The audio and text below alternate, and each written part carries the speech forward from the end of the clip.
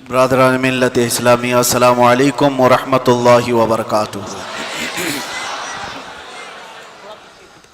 الحمدللہ الحنان المنان الذي خلق الانسان وعلمه البيان، والصلاة والسلام على رسوله سيد الانس والجان وعلى آله واصحابه ذوي الخير والاحسان، اما بعد فأعوذ بالله من الشيطان الرجيم، بسم الله الرحمن الرحيم۔ يا أيها الذين آمنوا اتقوا الله ولتنظر نفس ما قدمت لغد واتقوا الله إن الله خبير بما تعملون، صدق الله مولانا العظيم۔ بارگاہ رسالت معاب صلی اللہ علیہ وسلم میں درود پاک کا ہدیہ پیش کریں۔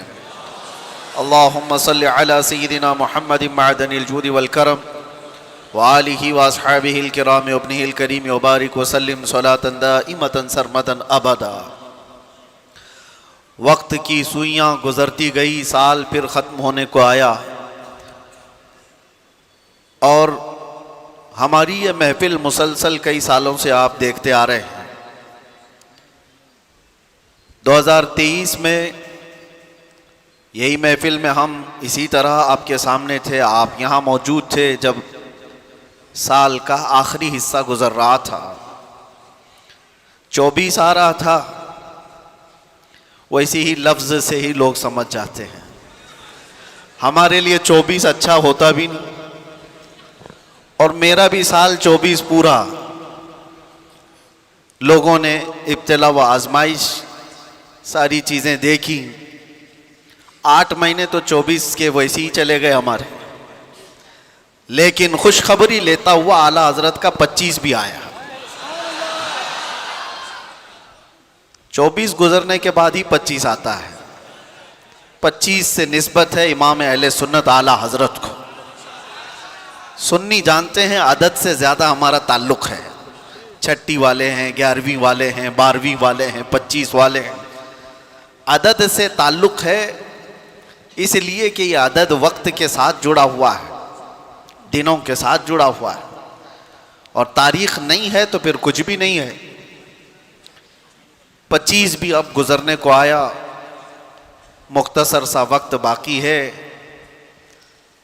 شمسی سال کے اعتبار سے رات کے 12 بجتے ہی 2026 ہماری زندگی میں داخل ہو جاتا ہے۔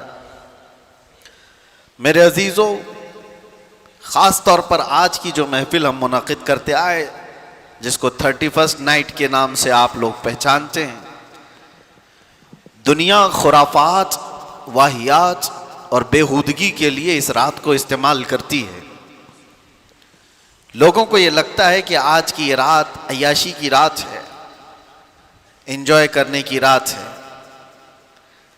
تقریباً ایک رات میں پچھلے سال کا ایک آنکڑا تھا، تقریباً میں آپ کو بڑے شہروں کی 4 یا 5 شہروں کی ایک بات بتاؤں تو 1500 سے 1700 کروڑ کی شراب صرف ایک رات میں پی گئی تھی۔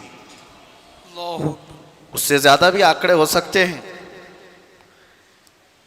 تو یہ تو ہمارے ملک کے 4 یا 5 شہروں کی بات میں آپ کو کہہ رہا ہوں، باقی دنیا کئی ہزار نہیں کئی لاکھ کروڑ کی شراب اس ایک رات میں پی جاتی ہے۔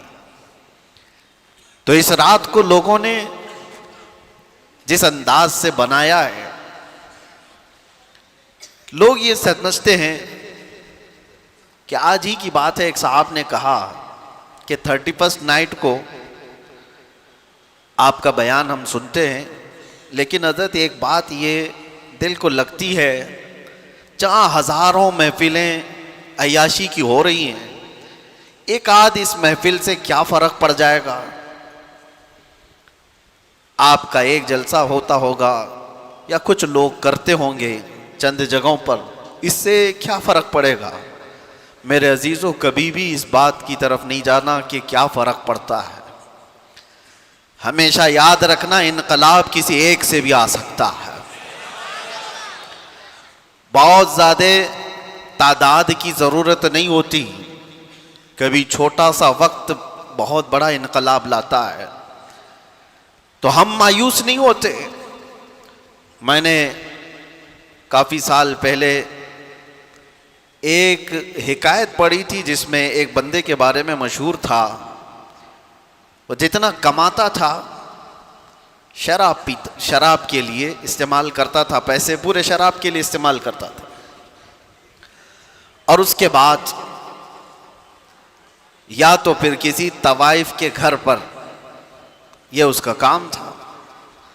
لیکن جانتے ہو انتقال ہوا تو وقت کے جو بڑے قطب تھے انہوں نے اس کا جنازہ پڑھایا. حیرت کی بات ہے. اور انہوں نے دعا کی. کہا دنیا جانتی تھی یہ شراب اپنے پیسوں سے خریدتا تھا، طوائف کے اڈوں پر جاتا تھا، اور اس کے لیے اتنے بڑے بزرگ نے دعا کی. ان سے لوگوں نے آ کر کے سوال کیا کہ آپ جانتے ہیں اس شخص کو؟ لوگوں میں وہ مشہور ہے ساری چیزیں. تو انہوں نے کہا ہاں میں بہت اچھی طرح سے جانتا ہوں، جبھی نماز میں نے پڑھائی. کہا جا کر کے پوچھو، اس کی زندگی کا راز اس کی بیوی جانتی ہے. اس کی خاتون سے پوچھ لینا. اس کی بیوی سے لوگ جو ذمہ دار لوگ تھے آ کر کے پوچھتے ہیں کہ تیرا شوہر کیسا تھا؟ دنیا میں تو مشہور ہے وہ شرابی تھا اور طوائف کے اڈوں پر جاتا تھا. اس نے کہا یہ غلط فہمی ہے، تم نے اس کا ظاہر دیکھا. میرے شوہر نے زندگی بھر ایک قطرہ بھی شراب کو زبان سے نہیں لگایا. کہا یہ تو سارے لوگوں نے آنکھوں سے دیکھا ہے اس کو، اور پھر وہ بازار میں بھی جاتا تھا، اس کا کیا ہے؟ اس خاتون نے کہا میں اپنے شوہر کو اچھی طرح سے جانتی ہوں، زندگی بھر کبھی اس کی تہجد نہیں چھوٹی. لیکن جو معاملات تم جان رہے ہو میں اس کی تفصیل بتاتی ہوں. میرے شوہر ہمارے گھر کا مختصر خرچہ رکھ کر اپنی کمائی کا پورا حصہ جا کر شراب خریدتا تھا. اور خریدتا تو شروع میں نے بھی اس کا ویرودھ کیا تھا، مخالفت کی تھی. لیکن اس نے جب مجھے بتایا، روزانہ شراب خرید کر کے لاتا اور گٹر میں بہا دیتا تھا. اور اس کے بعد کچھ پیسے بچائے ہوتے کسی بازار میں جاتا اور رات بھر کے کسی کو پیسے دے کر کے اس کی چوکھٹ پر بیٹھ جاتا تاکہ دوسرا کوئی آ نہ سکے. نہ کبھی وہ کسی طوائف کو ہاتھ لگایا، نہ گھر گیا. اس سے جب یہ پوچھا جاتا تو کہتا میری طاقت میں جتنا ہے اتنا تو میں گناہ کم کر سکوں، دنیا سے برائیوں کو میں کم تو کر سکتا ہوں جی، میں پوری شراب نہیں بہا سکتا، جتنی میری طاقت میں ہے اتنی تو میں اس لیے بہاتا ہوں کہ شراب بننے سے تو میں روک نہیں پاؤں گا، لیکن بن گئی ہے تو پینے سے کچھ لوگوں کو روک سکتا ہوں. میں بہا دیتا، اتنی شراب تو کسی کے حلق میں نہیں جائے گی، یا کوئی اور دوسرا زنا کے اڈے پر نہیں جائے گا جتنی رات میں نے وہاں پر پہرا دیا ہے. اپنے اپنے خیالات سے. اس کی خاتون سے لوگوں نے پوچھا کہ اس سے ہوا کیا؟ نہ شراب ختم ہوئی نہ اڈے ختم ہوئے. کہا ایک بات یاد رکھو، ہر انسان کو اللہ نے اس کی زندگی کے استطاعت کے مطابق عمل کا حکم دیا ہے، پوری دنیا کا نہیں. جتنی طاقت ہے، جتنی اس کی حیثیت ہے، اتنا عمل کا حکم دیا. اس نے اپنی طاقت کے مطابق عمل کیا اور دنیا میں ہی تم نے دیکھ لیا کہ اس کے جنازے پر وقت کا قطب نماز کے لیے آیا.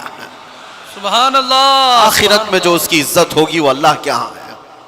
میں یہ سمجھتا ہوں میرے عزیزوں، ہوں گے ہزاروں عیاشی کے اڈے، ان میں ایک ذکر کی محفل بھی ہمارے لیے جلا بخشنے کے لیے کافی ہے. بے شک بے شک. اتنا تو ہے کہ یہ وہ حسین نوجوان ہیں جن کو آج راتیں اپنی طرف بلا رہی ہوں گی، بہت سارے پٹاخے اڑانے والے ہیں، آج کی رات عیش و عشرت میں گزارنے والے، ان کے بھی دوست و احباب ہوں گے. لیکن کرم اس رب ذوالجلال کا، تمہیں اس نے بازاروں کی زینت بننے کی بجائے اپنے گھر کا مہمان بنا رکھا ہے. سبحان اللہ. اور رات کے وقت جب کبھی کوئی اپنے گھر بلاتا ہے نا تو وہ کوئی خاص ہی ہوتا ہے. رات کے وقت جب کوئی اپنے گھر میں بلاتا ہے جی تو خاص لوگوں کو بلایا جاتا ہے، ہر کسی کو رات کے وقت کون بلاتا ہے؟ اور یہاں ممبئی میں رات کے 12 بجے کوئی مسجد میں اتنی بھیڑ، ممبئی جیسے شہر میں جہاں گناہوں کی صبح ہوتی ہے شام کے بعد، یہاں دن طلوع ہوتا ہے گناہوں کا رات شروع ہوتے ہی، لیکن ان تاریک راتوں میں ان نوجوانوں نے اس مسجد کو جو کھچا کھچ بھر دیا ہے، یہ تمہاری اپنی طاقت نہیں، یہ رب ذوالجلال نے رات کے اس حصے میں تمہیں اپنے گھر کا مہمان بنایا ہے۔ اور سنو حدیث پاک، میرے آقا صلی اللہ علیہ وسلم فرماتے ہیں جب رب تبارک و تعالیٰ کسی کے ساتھ بھلائی کا ارادہ فرماتا ہے تو اسے اپنے مسجد کا راستہ دکھا دیتا ہے۔ تو یہ یقین ہو گیا کہ یہاں جتنے آئے ہیں ان کے ساتھ اللہ نے بھلائی کا ارادہ کیا ہے، اور آنے کے بعد جانے سے پہلے رب ذوالجلال سے اتنا عرض کر دینا کہ مولا میں اپنی طاقت اور استطاعت سے نہیں آیا تھا، تیرے بلاوے سے آیا، تو نے بلایا، تیرے بلاوے اور فضل پہ آیا، اب میرے مانگنے سے مجھے آخرت میں جنت عطا کرتے ہیں۔ مانگنے پر اللہ تبارک و تعالی راضی ہوتا ہے۔ عزیزان گرامی، ہزاروں محفلیں جس طرح کی بھی ہو رہی ہوں باہر، عیش و عشرت کی کون کون سی پارٹیاں ہو رہی ہوں گی، لیکن ہر وہ پارٹی جو گناہوں کی سیج پر سجائی جاتی ہے دھبے چھوڑ کر کے جاتی ہے، زخم چھوڑ کر جاتی ہے۔ زندگی کے ان لمحات کو جس نے برباد کیا ہے، میں آج اسی پر گفتگو کرنا چاہوں گا۔ میں نے آیت بھی آپ کے سامنے سورہ حشر کی یہ تلاوت کی، اللہ تعالیٰ فرماتا ہے یا ایھا الذین آمنوا اتقوا اللہ ولتنظر نفس ما قدمت لغد، اے ایمان والو اللہ سے ڈرو اور دیکھو کہ قیامت کے لیے تم نے کیا بھیجا ہے، تم کیا انویسٹ کیے اس دنیا میں۔ آج تمہارے پاس وقت ہے، تم آگے کے لیے اپنے وقت میں کیا کام کر چکے ہو، یہ قرآن تمہیں جھنجھوڑ کر کہہ رہا ہے۔ اے نوجوانوں، میں آپ کو بتاؤں، اللہ کے رسول صلی اللہ تعالیٰ علیہ وسلم فرماتے ہیں کہ 2 نعمتیں ایسی ہیں جس میں اکثر لوگ خسارے میں رہتے ہیں۔ اکثر لوگ 2 نعمتوں میں یہ خسارے میں ہوتے ہیں، یا اس سے جاہل ہوتے ہیں، یا اس سے غفلت برتتے ہیں۔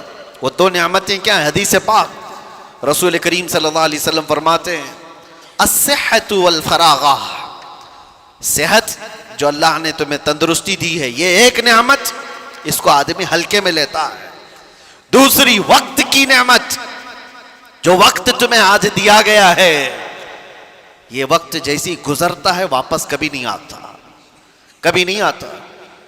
حضرت انس بن مالک رضی اللہ تعالیٰ عنہ سے ایک حدیث ہے، اللہ کے رسول صلی اللہ تعالیٰ علیہ وسلم ارشاد فرماتے ہیں لیس من یوم یأتی علی ابن آدم، کوئی دن ایسا نہیں کہ انسان پر جب دن آتا ہے، دن شروع ہوتا ہے، الا وینادی بہ، مگر یہ کہ اس کو روز پکارتا ہے۔ دن جیسے ہی شروع ہوا انسان سے کہتا ہے اے بنی آدم، اے بنی آدم، میں نیا دن ہوں تیرے لیے، انی خلق جدید، میں نیا دن ہوں تیرے لیے، اور تو آج جو کچھ بھی کرے گا قیامت کے دن میں تیری گواہی دینے والا ہوں۔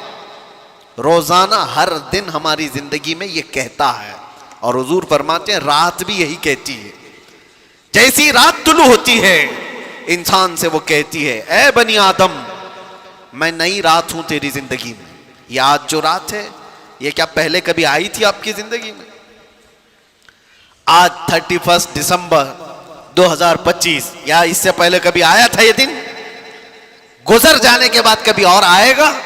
نہیں آئے گا۔ گیا وقت پھر ہاتھ آتا نہیں، صدا دور دورہ دکھاتا نہیں۔ 2 نعمتیں جس میں اکثر لوگ خسارے میں ہیں وہ یہ 2 نعمتیں ہیں اللہ کی دی ہوئی، صحت اور وقت۔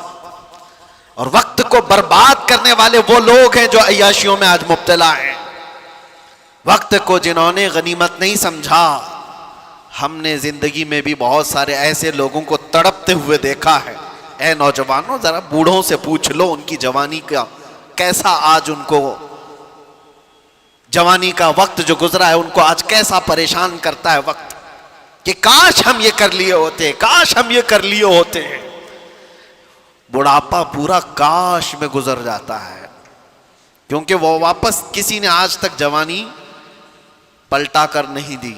ایک بات یاد رکھو کہ جو وقت ہم سے گزر رہا ہے، نوجوان بچوں سے خاص طور پر، کہ اللہ تعالیٰ نے بہت بڑی نعمت تمہیں عطا کی. اور ایک حدیث میں آپ کو سناؤں، اللہ کے رسول صلی اللہ علیہ وسلم فرماتے ہیں اغتنم خمسا قبل خمس، 5 چیزوں کو 5 چیزوں سے پہلے غنیمت جانو. وہ 5 چیزیں کیا ہیں؟ حضور پاک صلی اللہ تعالی علیہ وسلم فرماتے ہیں شبابک قبل حرمک، تمہاری جوانی کو غنیمت سمجھو، بڑھاپا آنے سے پہلے ہے. بڑھاپا وہ نہیں کر پائے گا جو جوانی کرتی ہے. حضور فرماتے ہیں صحتک قبل سقمک، تمہاری جو تندرستی ہے اس کو غنیمت جانو بیمار ہونے سے پہلے. کبھی ہاتھ اٹھا کر دیکھو، کبھی پیر چلتے ہوئے دیکھو تو اللہ کا شکر کرو کہ مولا ہاتھ سلامت ہے چل رہا ہے، پیر سلامت ہے چل رہے ہیں. آنکھوں سے آج دیکھ رہے ہو، کتنے ایسے ہیں جن کی آنکھیں چلی گئی ان کو کالا اور سفید بھی نہیں معلوم، دن اور رات کے بدلتے ہوئے اجالے اور اندھیریاں کچھ نہیں خبر. میرے عزیزوں، دانت سلامت ہیں، کھا پا رہے ہو. ان لوگوں سے پوچھو جن سے روٹی کا ایک لقمہ بھی اندر نہیں جاتا. صحت اللہ تعالیٰ نے جو تمہیں دیا ہے. میں کینسر ہاسپٹل وزٹ کیا کرتا تھا اپنے نوجوانوں کے ساتھ ہر سال میلاد مصطفیٰ صلی اللہ علیہ وسلم کے موقع پر.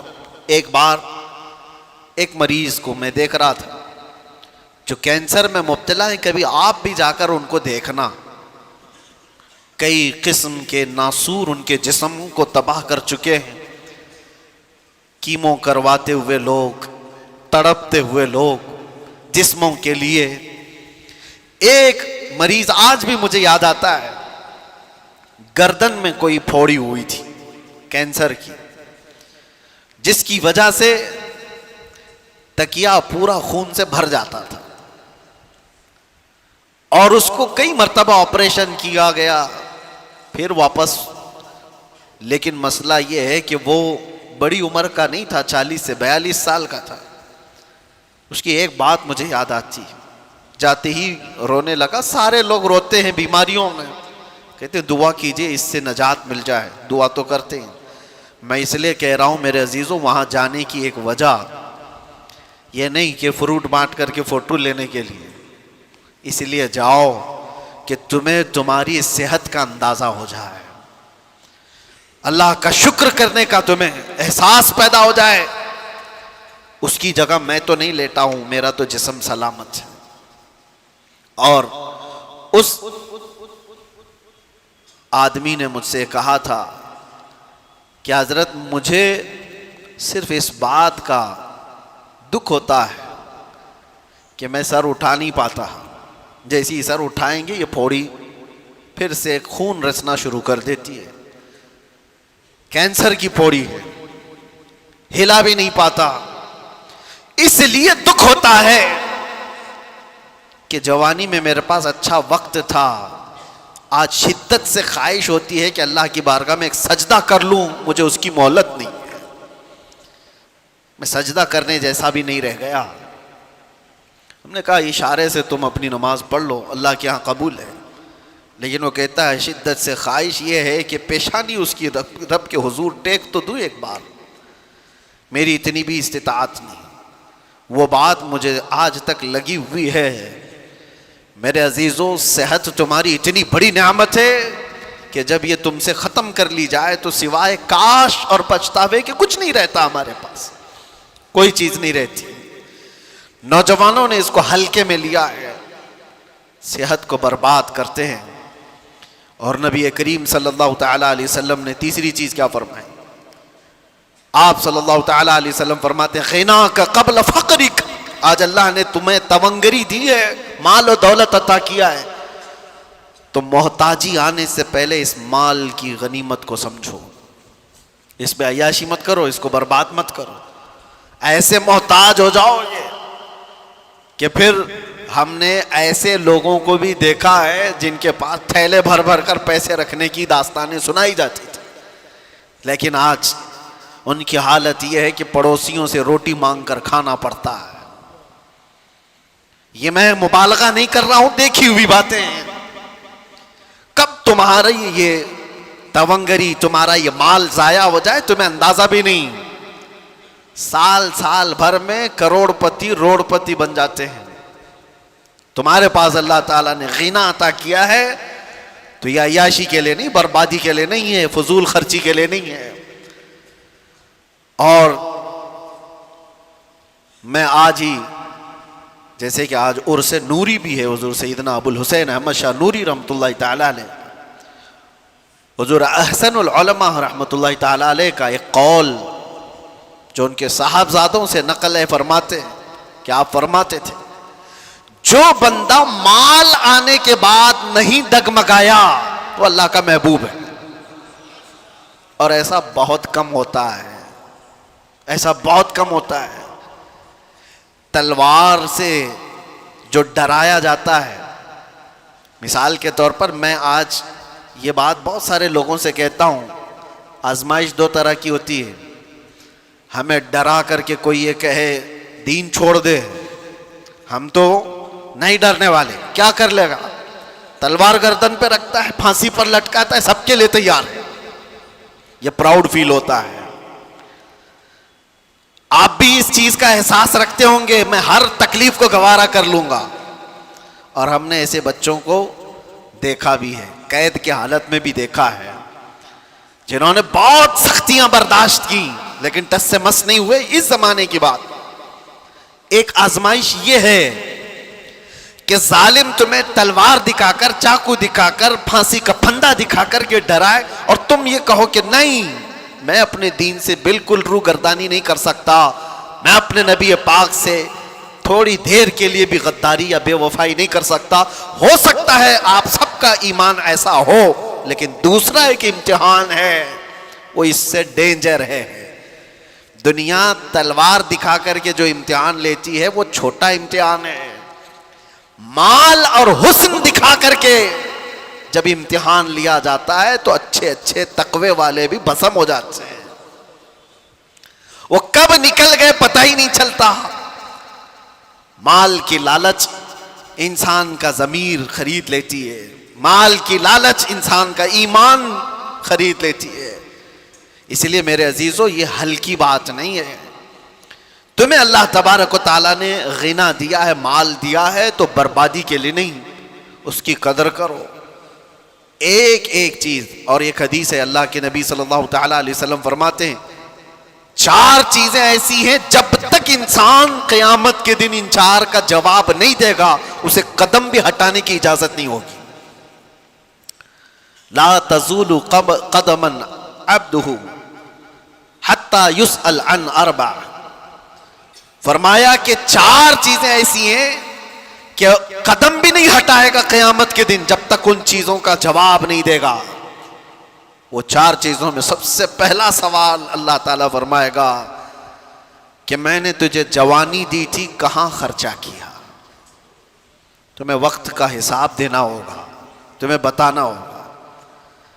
اور فرماتے ہیں تفسیر میں مفسرین کہ صرف ایک سوال کے جواب میں کئی لوگوں کے 400 سال لگ جائیں گے، 500 سال لگ جائیں گے۔ جوانی کا پائی پائی کا حساب پوچھا جائے گا۔ آپ کیا سمجھتے ہو؟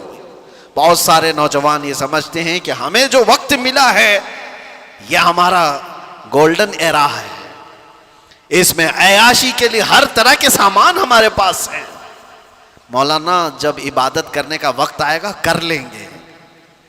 بہت سارے لوگ تو یہ سمجھتے ہیں جب وقت آئے گا تو توبہ بھی کر لیں گے، اللہ کی بارگاہ میں بھی آ جائیں گے۔ یاد رکھو بڑھاپا سب کو نہیں دیا گیا ہے، کتنے جنازے جوانی میں چلے گئے، کتنے تو قبروں میں جوانی کا شباب دیکھنے سے پہلے سو گئے۔ یہ سب سے پہلا سوال قیامت کے دن تمہیں جواب دینا ہے، ہمیں بھی دینا ہے۔ جوانی کہاں پر بتائی تم نے؟ کیا تم یہ جواب دو گے قیامت کے دن کہ رات بھر فیس بک پر چیٹنگ کرتے ہوئے گزارتا تھا، پب جی کھیلتے ہوئے گزارتے تھے، انٹرنیٹ کی وادیوں میں بھٹکتے ہوئے گزارتے تھے، بلکہ اب کے دور میں تو سوال اور بھی سخت ہو گیا ہم سب کے لیے۔ تم دین بھی سیکھ سکتے تھے اسی موبائل سے، تم بہت کچھ علم حاصل کر سکتے تھے اسی ذریعے سے، اور تم نے اس ساری چیزوں کو صرف اپنے تفریح کے لیے، اپنی طبیعت کی خوشی کے لیے استعمال کیا، اس کے علاوہ کچھ نہیں۔ مجھے بتاؤ گھنٹوں ریل دیکھنے سے تمہارے کیا چیز میں اضافہ ہوا؟ صرف انٹرٹینمنٹ۔ اور زندگی اگر انٹرٹینمنٹ کے لیے کسی نے سمجھا ہے تو سب سے زیادہ خسارے میں ہے۔ اور اسی کو قرآن پاک ارشاد فرماتا ہے والعصر ان الانسان لفی خسر، زمانے کی قسم انسان بڑے خسارے میں ہے۔ اس آیت کی تشریح بہت ہو چکی ہے، مفسرین نے اتنی تفسیر کی ہے کہ زمانے کی قسم اللہ تعالیٰ فرماتا ہے کہ انسان خسارے میں، وہ انسان خسارے میں ہے جس نے زمانے کو نہیں پہچانا، یہ وقت کی قدر نہیں کیا۔ ایک بات میں آپ کو بتاؤں، بہت بڑے محدث جلیل ہیں علامہ ابن جوزی رحمۃ اللہ تعالی، فرماتے میں اپنی ان 2 انگلیوں سے 2000 جلدوں کی کتابیں لکھ چکا، کتنی 2000 جلدیں کتابیں لکھ چکا، 1,00,000 لوگ ان کے ہاتھ پر اسلام قبول کر چکے، اور کئی لاکھ لوگ ان کی باتوں پر توبہ کر چکے۔ وہ ابن جوزی کے بارے میں ان کے نواسے ہیں امام ذہبی، وہ فرماتے ہیں کہ ابن جوزی کا حال یہ تھا کہ میں نے ان کو پوری زندگی میں جمعہ اور جماعت کے علاوہ باہر نکلتے نہیں دیکھا۔ یہاں تک کہ حضرت ابو داؤد طائی ایک بڑے صوفی بزرگ ہیں، فرماتے ہیں وہ چورا کھاتے تھے۔ چورا سمجھتے ہیں؟ یعنی کسی چیز کو پورا چور کر کے سالن میں بھگو دیا جائے، اکثر وہ کھاتے تھے۔ تو ان سے پوچھا گیا آپ ہر دن یہ چورا کیوں کھاتے ہیں؟ توجہ، امام ابن داؤد طائی فرماتے ہیں اس لیے کہ روٹی کھانے میں جتنا وقت لگتا ہے اتنے وقت میں میں چورا کھا کر 40 آیتیں پڑھ لیتا ہوں، میں وقت بچاتا ہوں۔ وہ لوگ روٹی میں وقت بچانے والے لوگ تھے۔ میاں روٹی کھانے میں کون سا زیادہ وقت لگتا ہے؟ آپ تو اس کو تعجب سے سمجھیں گے، لیکن وہ صوفیہ تھے، اتنا وقت بھی ضائع نہ ہو۔ ایک بزرگ ہیں اپنے مریدین کے ساتھ بیٹھے ہوئے تھے، اچانک وضو کی حاجت ہوئی، بہت قریب ہی وضو کا انتظام تھا، لیکن آپ وہیں بیٹھ کر تیمم کرنے لگے۔ تیمم جانتے ہیں؟ پانی نہ ملے تو اس کے بدلے میں، وضو کے بدلے میں تیمم ہوتا ہے۔ تیمم کیا ہوتا ہے؟ دونوں ہاتھوں کو زمین پر مارا، چہرے پر مسح کیا، پھر دونوں ہاتھوں کو زمین پر مارا اور ہاتھوں کو مسح کیا۔ یہ وضو کے قائم مقام ہو گیا، وضو کے برابر ہو گیا۔ تیمم کہاں کیا جاتا ہے؟ جب پانی نہیں ملتا، اس کی بہت ساری شرطیں ہیں کہ پانی پر وہ قدرت نہیں رکھتا، تو ایسے موقع پر اس کو تیمم کرنے کی اجازت ہے، لیکن پانی ہے تو تیمم نہیں ہوگا، اور اگر پانی مل گیا تو تیمم ٹوٹ بھی گیا۔ اس بزرگ کے بارے میں میں نے پڑھا، ان کے مریدین نے کہا حضور وضو کا انتظام ہے، آپ یہاں تیمم کر رہے ہیں؟ آپ فرماتے یہاں سے اٹھ کر وہاں جانے تک اگر میری موت ہو گئی تو بے وضو میں دنیا سے نہیں جانا چاہتا۔ اتنے فاصلے میں اگر میں مر گیا تو میں نہیں چاہتا کہ بے وضو دنیا سے جاؤں، کم از کم تیمم کے ساتھ تو دنیا سے جاؤں۔ یہ ان کی فکریں تھی جو اپنے وقت کا استعمال کیا انہوں نے۔ میرے عزیزوں، نوجوانوں کو آج ہم جو دیکھ رہے ہیں، گھنٹوں گلیوں کے نکڑ پر بیٹھے ہوئے ہیں، انہوں نے اپنی جوانی کے اچھے ایام برباد کیے ہیں۔ کسی سے بھی پوچھا جائے کیا کر رہے ہو؟ ابھی ڈھونڈ رہا ہوں۔ تمہیں پتا ہے ایک وقت کتنا قیمتی ہے تمہارا؟ الوقت کالسیف، وقت تلوار ہے، اگر تم اس کو نہیں کاٹو گے یہ تمہیں کاٹتا چلا جائے گا۔ ابھی یہ جو وقت کی سوئیاں گزر رہی ہیں، آپ کو کیا لگ رہا ہے گھڑی کی ٹک ٹک ٹک ٹک؟ یہ کیا گھڑی کا کھیل ہے؟ نہیں، ہماری زندگی کو کاٹ رہی ہے۔ بچپنے سے جوانی آ گئی، جوانی سے ابھی عنقریب بڑھاپا آ جائے گا، آپ کو اندازہ بھی نہیں ہوگا۔ اور ہم تو اس زمانے میں جی رہے ہیں جہاں کے متعلق میرے آقا صلی اللہ علیہ وسلم نے فرمایا تھا قیامت کے قریب تم دیکھو گے سال مہینوں کی طرح گزریں گے، مہینے ہفتے کی طرح گزریں گے، اور ہفتہ دن کی طرح گزرے گا، اور دن ایسے گزرے گا جیسے کسی بڑی چیز کو آگ لگی اور بجھ گئی۔ کیا یہ دیکھ رہے ہیں کہ نہیں آپ؟ آج سال مہینوں کی طرح گزرتے چلے گئے۔ رمضان ابھی گزارا تھا اور رمضان آنے کے انتظار میں ہے، اور آپ کو پتہ ہے یہی محفل یہاں پر کھڑے ہو کر سال بھر گزر گئے۔ اس طرف تاج المشائخ حضور امین ملت تشریف فرما تو محفل بھی یاد ہوگی۔ ہمیں تو لگتا ہے کہ وہ چند دنوں پہلے کی محفل ہوگی، لیکن میرے عزیزوں پورے سال کے کاٹے گزرتے ہوئے 365 دن مکمل کر چکے۔ دن اسی طرح سے کاٹتے ہوئے ہماری زندگی کو جا رہے ہیں، اور اچانک وہ دن آئے گا جب ملک الموت تمہارے گھر پر دستک دے چکا ہوگا، اور پھر جانتے ہو قیامت کے دن ایک سوال ہوگا، جنہوں نے اپنے دن برباد کیے، وقت ضائع کیے۔ اللہ تعالیٰ قرآن میں فرماتا اولم نعمرکم ما یتذکر فیہ من تذکر وجاءکم النذیر فذوقوا فما للظالمین من نصیر۔ کیا ہم نے تجھ کو عمر نہیں دی تھی، زندگی نہیں دی تھی؟ اتنی زندگی میں نے تم کو نہیں دیا کہ جس میں تو نصیحت حاصل کر سکتا تھا؟ اللہ فرما رہا ہے کیا میں نے تجھے اتنی زندگی نہیں دی کہ جس میں تو سدھر سکتا تھا، اپنے آپ کو سنوار سکتا تھا؟ اور ایسا نہیں کہ تو خود ہی سنور سکتا تھا، وجاءکم النذیر، اور تمہارے پاس تو اللہ کا ڈر سنانے والا رسول بھی آیا تھا، پھر تم نہیں بدلے، کیوں؟ اللہ فرماتا ہے فذوقوا فما للظالمین من نصیر، اب جہنم کا عذاب چکھو، اس لیے کہ ظالموں کا یہاں کوئی مددگار نہیں۔ ظالم کس کو کہا ہے؟ کون ہے ظالم؟ جس نے اپنی زندگی کے ساتھ ظلم کیا، اس نے اپنے وقت کو اپنے ہاتھوں برباد کیا، اس سے بڑا ظالم کون ہے؟ ہم اپنے آپ پر جو ظلم کر رہے ہیں میرے عزیزوں، اپنے وقت کا جو ضیاع ہے، یہ بربادی ہے عیاشیوں میں۔ اللہ کی پناہ، ہماری عمریں بھی اس طرح سے گزرتی چلی گئی۔ میں کچھ مشائخ اور کچھ بزرگوں کو جانتا ہوں، آپ کے سامنے میں چند مثالیں رکھ دوں۔ آپ کو پتہ ہے ہندوستان کی سرزمین پر ایک بہت بڑے بزرگ ہیں، سلطان الاولیاء سیدنا سالار مسعود غازی، بہرائچ شریف میں آرام فرمائے، بڑا مقام ہے آپ کا، سرکار غریب نواز سے بھی پہلے کے ہیں، اور مشائخ نے تو یہ کہا ہے کہ ہندوستان کی ولایت ان کے آستانے سے ہو کر چلتی ہے۔ اولیاء کے سردار ہیں، غریب نواز رضی اللہ تعالیٰ عنہ سے بھی تقریباً 200 سال پہلے کے سالار مسعود غازی۔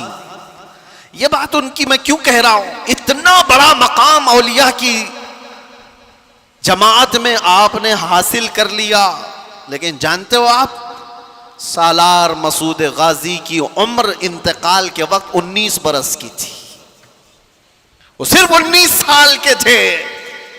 19 سال کے نوجوان کو سلطان الاولیاء کا لقب ملا، زندگی کیسی گزاری؟ 19 سال میں تو جوان یہاں ابھی ایسے لگتے جیسے ابھی دودھ چھوڑا ہوا ہے، جسے کچھ خبر نہیں۔ اور آپ کو پتا ہے ہندوستان کی سرزمین پر سب سے پہلا لشکر لے کر آنے والا محمد بن قاسم کس لیے آیا تھا؟ 10,000 کا لشکر لے کر صرف اسلامی بہنوں کی عزت بچانے کے لیے آیا تھا۔ راجہ طاہر سنگھ ایک ظالم بادشاہ تھا، اس کے گنڈوں نے کچھ عورتوں کو قبضہ میں لیا اور ان کا مال لوٹ لیا تھا۔ ان عورتوں نے آواز لگائی تھی کہ ہے کوئی ہمارا بھائی جو ہماری مدد کرے ہندوستان سے۔ تو اس وقت کچھ عرب کے تاجر یہاں پر تجارت کے لیے آئے تھے، انہوں نے یہ معاملہ دیکھا تو واپس جا کر اس وقت گورنر جو اس وقت تھا حجاج بن یوسف، اس کے زمانے میں وہ لوگ واقعہ سنا رہے تھے، تو اسی واقعہ سنانے کے دوران دربار میں یہ نوجوان محمد بن قاسم جو بھتیجا ہے گورنر کا گزر رہا تھا، سن کر اسے بڑا شاق ہوا۔ پھر اپنے چچا سے کہا چچا جان مجھے اجازت دے، میں ہندوستان جاتا ہوں۔ کہا تو نے دیکھا ہندوستان؟ تقریباً 4000 کلومیٹر دور ہند کی وادیاں دیکھا نہیں. اس نے کہا اللہ کی مدد آئے گی میں لشکر لے کر جاؤں گا. اور وہ آیا بھی. اور اس کے بعد راجہ دائر سنگھ کو اس نے مخاطب کر کے کہا تھا محمد عربی کے شیر ہیں ہم اور ہم مقابلے کے لیے آئے ہیں. اس کے بعد 3 دن کی لڑائی کے بعد گنڈے بھی راجہ بھی سب تتر بتر ہو گئے. اس محمد بن قاسم نے پہلی بار پرچم اسلام لہرایا تھا. اور ہماری نئی پنڈتوں کی لکھی ہوئی کتابوں میں بھی محمد بن قاسم کی تعریف ایسی لکھی گئی ہے کہ ہم نے کسی ایسے جرنیل کو نہیں دیکھا جتنے انصاف کے ساتھ محمد بن قاسم نے اپنا پرچم لہرایا تھا. کسی پر ظلم نہیں کیا, محبتوں کے ساتھ لوگوں میں ایمان کی دعوت دی. سوچئے آپ محمد بن قاسم جو اپنی بہنوں کی عزت کے لیے, اس کے سگی بہنیں کیا ہیں تو دور, اتنے دیش دور رہنے والی پیڑتائیں مظلومائیں, ان کی مدد کے لیے وہ وہاں سے چل کر آیا, جنگ بھی کیا, بہنوں کو آزاد بھی کرایا اور ساتھ ہی ایمان کی دولت بھی تقسیم کیا لوگوں میں. لیکن اس کا انتقال ہوا تھا محمد بن قاسم کا 21 سال کی عمر تھی. ذرا اپنے گریبان میں جھانک کر دیکھو, 21 سے گزرے ہوئے بھی ہم بہت ہیں. 21 سال کی جوانی میں جو اتنا بڑا قدم اٹھا کر آیا ہو, اس کے پاس وقت کی قدر و قیمت تھی. یہ وہ لوگ ہیں جنہوں نے دنیا میں تاریخ رقم کر دی. 21 سال میں وہ تو دنیا سے جا چکا. میرے عزیزو, محمد بن قاسم اپنی بہنوں کی, اور وہ بھی سگی نہیں, آہو بکا کو سن کر برداشت نہ کر سکا اور وہاں سے آ گیا. یہاں پڑوس کی بہنوں کی عزت لوٹی جاتی ہے, کسی کے کانوں پہ کچھ نہیں ہوتا. کیوں؟ سیلفش ہو گئے. ہمیں کوئی چیز جگاتی نہیں ہے. نوجوانوں, آج تو حالات یہ ہے کہ ہمیں یہ تو پتا ہوتا ہے کس کے گھر کی بیٹی بھاگ گئی, لیکن یہ نہیں پتا ہوتا کہ کس کے گھر میں بھوکا سو رہے لوگ, کس کا باپ اپنی بیٹی کی شادی کے لیے ترس رہا ہے, یہ خبر کہاں ہوتی ہے. نوجوانوں نے اپنی زندگیاں کس لیے رکھی ہیں. میں محمد بن قاسم کی بات آئی ہے تو آپ سے کہہ رہا ہوں, ارے 21 سال کی جوانی میں تم تو آج بائک رائیڈنگ کے لیے استعمال کر لیتے ہو, اور اکثر تو ایسے کہ ان نوجوانوں نے صرف فیشن کے لیے جوانی کو استعمال کرنا شروع کیا. میرے استاد گرامی فرمایا کرتے کہ حضور سرکار مفتی اعظم ہند رضی اللہ تعالیٰ عنہ, آپ کی عمر 90 سال کے اوپر ہو چکی تھی. حضور میرے استاد علامہ بہاؤ المصطفیٰ صاحب ادام اللہ اقبالہ فرماتے, سرکار مفتی اعظم ہند رحمۃ اللہ تعالیٰ علیہ کے پاس ہم بیٹھتے 90 سال کی عمر میں. وہ کہتے تھے کہ مجھے پتا ہی نہیں چلا میری جوانی کب آئی اور کب گئی. یہ بات وہ بندہ کہہ سکتا ہے جس نے جوانی کے مزے نہیں چکھے ہوں. یہ وہ کہہ سکتا ہے جس نے جوانی کے انگاروں سے لطف نہ اٹھایا ہو. وہ فرماتے مجھے خبر ہی نہیں کہ کب جوانی آئی اور کب چلی گئی. بڑھاپے میں لوگ سدھر جاتے, مسجدوں کی طرف آ جاتے, یہ الگ مسئلہ ہے, لیکن جوانی کے وقت کوئی یہ کہے مجھے خبر ہی نہیں ہوئی جوانی کی, وہ بہت عظیم لوگ ہیں. میرے عزیزو, نوجوانی جو اللہ کے نبی صلی اللہ علیہ وسلم نے تمہیں فرمایا غنیمت جانو بڑھاپا آنے سے پہلے, صحت کو غنیمت جانو تمہاری بیماری سے پہلے, اپنی تمنگری کو اپنی مالداری کو غنیمت جانو بھکاری ہونے سے پہلے, محتاجی آنے سے پہلے, فقر آنے سے پہلے. اور حضور پاک صلی اللہ تعالیٰ علیہ وسلم نے یہ بھی فرمایا وقت کو غنیمت جانو قبل فراغ کا, یعنی تمہارا پاس آج جو وقت, آج الفراغت قبل مشغولیت, یعنی تمہارے مشغول ہونے سے پہلے کسی چیز میں تم کو ایسا بیزی کر دیا جائے گا کہ تمہیں خبر بھی نہیں ہوگی. آج خالی وقت ہے تو اس میں کچھ کر جاؤ. ذکر و اذکار کی یہ جو محفلیں ہیں یہ انویسٹمنٹ ہے تمہارا. بعد میں شاید ہو سکتا ہے کسی ایسی چیز میں لگ گئے, وقت ہی نہیں ملتا.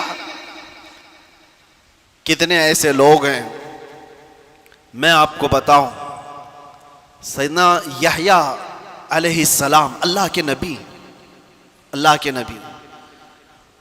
آدھی روٹی کھاتے تھے روزانہ اور رات بھر کھڑے ہوتے تھے، رات بھر عبادت کرتے تھے۔ ایک دن آپ کھانا کھا رہے تھے تو آدھی روٹی سے زیادہ پاؤنی روٹی کھا لیا، پوری نہیں، پاؤ اور زیادہ کھا لیا۔ رات کو جب عبادت کے لیے کھڑے ہوئے تو آدھی رات کو آپ کو نیند آنے لگی اور آپ سو گئے۔ فجر میں اٹھے تو رب تبارک و تعالیٰ کی طرف سے ندا آئی، اے یحییٰ، پاؤ روٹی نے تجھ کو مجھ سے دور کر دیا۔ آدھی کھاتے تھے اور پوری رات کھڑے ہو کر مجھ سے مناجات کرتے تھے، زیادہ روٹی نے تمہیں تھکا دیا یا پھر سلا دیا۔ میں آج یہ کہہ رہا ہوں، کتنے ایسے نوجوان جو ہمارے ساتھ مسلسل پابند صلات تھے، نمازیں پڑھتے تھے، کچھ ایسے ایام آئے کہ وہ دکھتے ہی نہیں، پھر وہ محفلوں میں بھی سیر محفل بیٹھنے والے حاضر باش لوگ، پوچھا گیا کہاں ہو، دکھتے ہی نہیں۔ کہا کیا کروں، جاب سے ٹائم ہی نہیں ملتا، کیا کروں، بزنس ایسا ہو گیا ہے کہ وقت ہی نہیں ملتا۔ اسی لیے اللہ کے نبی صلی اللہ علیہ وسلم نے فرمایا، تمہارے پاس جو آج وقت ہے، تمہارے مشغول ہونے سے پہلے اس کو غنیمت جانو۔ کبھی کبھار بندہ ایسی چیز میں مشغول ہو جاتا ہے کہ اسے کچھ نہیں حاصل کرنے کو ملتا۔ اور وہ نوجوان جو ابھی شادی سے پہلے کے ہیں، کیا ذمہ داریاں ہیں تمہارے اوپر؟ شادی ہو جانے تو پھر دیکھو کیا کیا چیزیں اچانک سر پر پڑ جاتی، بیوی ہوئی، بچے ہوئے، اور اس کے بعد تو اس کی زندگی تو ایسی، صبح اٹھا، راشن لایا، کپڑے لایا، وہ کیا، یہ کیا، بچے کو اسکول چھوڑا ہے، وہاں سے لے کر کے آئے، جاب پہ جائے، کھانا لائے، ٹیوشن پہ چھوڑے، یہی ساری چیزوں میں مصروف ہو گیا بیچارہ۔ اور پہلے اتنا مصروف نہیں تھا، اور یہ مصروفیت بڑھتی جاتی ہے۔ تجارت میں جب کوئی قدم رکھتا ہے، میں نہیں کہتا کہ تجارت حلال نہیں، بہت اچھی چیز ہے، لیکن آدمی کو یہ ہمیشہ یاد رکھنا چاہیے، جیسی وہ قدم آگے بڑھاتا جاتا ہے، اس کا جو خالی وقت اللہ نے دیا تھا وہ اب مشغول ہوتا چلا جائے گا۔ اور مشغول اگر اچھے کاموں میں ہو جائے تو کیا کہنے ہیں، لیکن دنیا نے اگر اس کو مشغول کر لیا تو جو اس کے پاس تھوڑا بہت وقت ملتا تھا وہ بھی ختم ہو جائے گا۔ اسی لیے میرے عزیزو، جس کے پاس وقت ہے، نوجوانوں، یہ نیکیوں میں انویسٹ کر لو۔ جس کے پاس کچھ پیسے رکھے ہوتے ہیں نا، ان کو لوگ مشورہ یہی دیتے ہیں، کیا کرے گا پیسے رکھ کر کے گھر میں، کسی چیز میں لگا دے، انویسٹ کر۔ گھر میں یہ تجوری میں سجا کر کے نوٹوں کی گڈیاں رکھے گا تو کیا حاصل کیا ہوگا، پیسے بڑھیں گے تو نہیں، انویسٹ کر تو بڑھ تو جائیں گے۔ میں آج آپ سے کہتا ہوں، وقت تمہارے پاس ہے، ذکر اللہ میں انویسٹ کرو، محبت مصطفیٰ میں لگا دو، اور دیکھنا بڑھ کے کیا 70 گنا بڑھ کر کے تمہیں ملنے والا ہے، بڑھ کر کے ایسا ملے گا میرے عزیزو، دنیا میں چھاپ چھوڑ کر کے جاؤ گے۔ آخری چیز میرے آقا صلی اللہ علیہ وسلم نے جو فرمایا، 5 چیزیں فرمائی، اغتنم خمسا قبل خمس، 5 چیزوں کو غنیمت جانو، 5 چیزوں کے آنے سے پہلے، اس میں 5ویں ہے، حضور فرماتے ہیں اپنی جو زندگی ہے جیسی تیسی جو بھی ہے، اغتنم حیاتک قبل موتک، مرنے سے پہلے یہ زندگی کو ہی غنیمت جان لو۔ مر جانے کے بعد پھر یہ چیز واپس نہیں آتی۔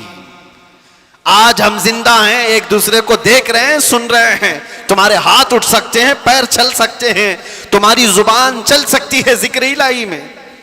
جس دن روح قبض کر لی گئی اور اچانک اس دنیا سے دوسری دنیا کی طرف رخصت ہوئے، نہ کوئی عمل، نہ کوئی بات چیت، کچھ بھی نہیں۔ میں آپ کو بتاؤں، ابھی ہفتہ نہیں گزرا ہوگا، ہمارے پاس ہمارے محب گرامی بڑے پرانے ہمارے تعلقات میں تھے، حضرت حافظ قاری خورشید صاحب، اللہ ان کی مغفرت فرمائے، ناگ دیوی اسٹریٹ مسجد کے امام تھے 20 سالوں سے۔ حضرت علامہ مفتی زبیر صاحب قبلہ کے پرانے جانکاروں میں، مجھ سے اکثر ملنے کے لیے وہ آتے، آئے رات کو اور بہت دیر تک بیٹھے، مجھ سے کہنے لگے حضرت مجھے رمضان میں عمرہ کے لیے جانا ہے۔ میں نے کہا اس سال تراویح نہیں سناؤ کیا؟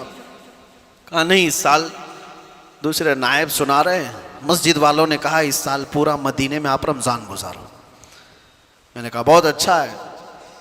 وہ ہمارے ساتھ جانے کے لیے ساری باتیں کی، مرکز کی ہماری جو تعمیر ہو رہی ہے دیکھنے کے لیے گئے، ساری چیزیں۔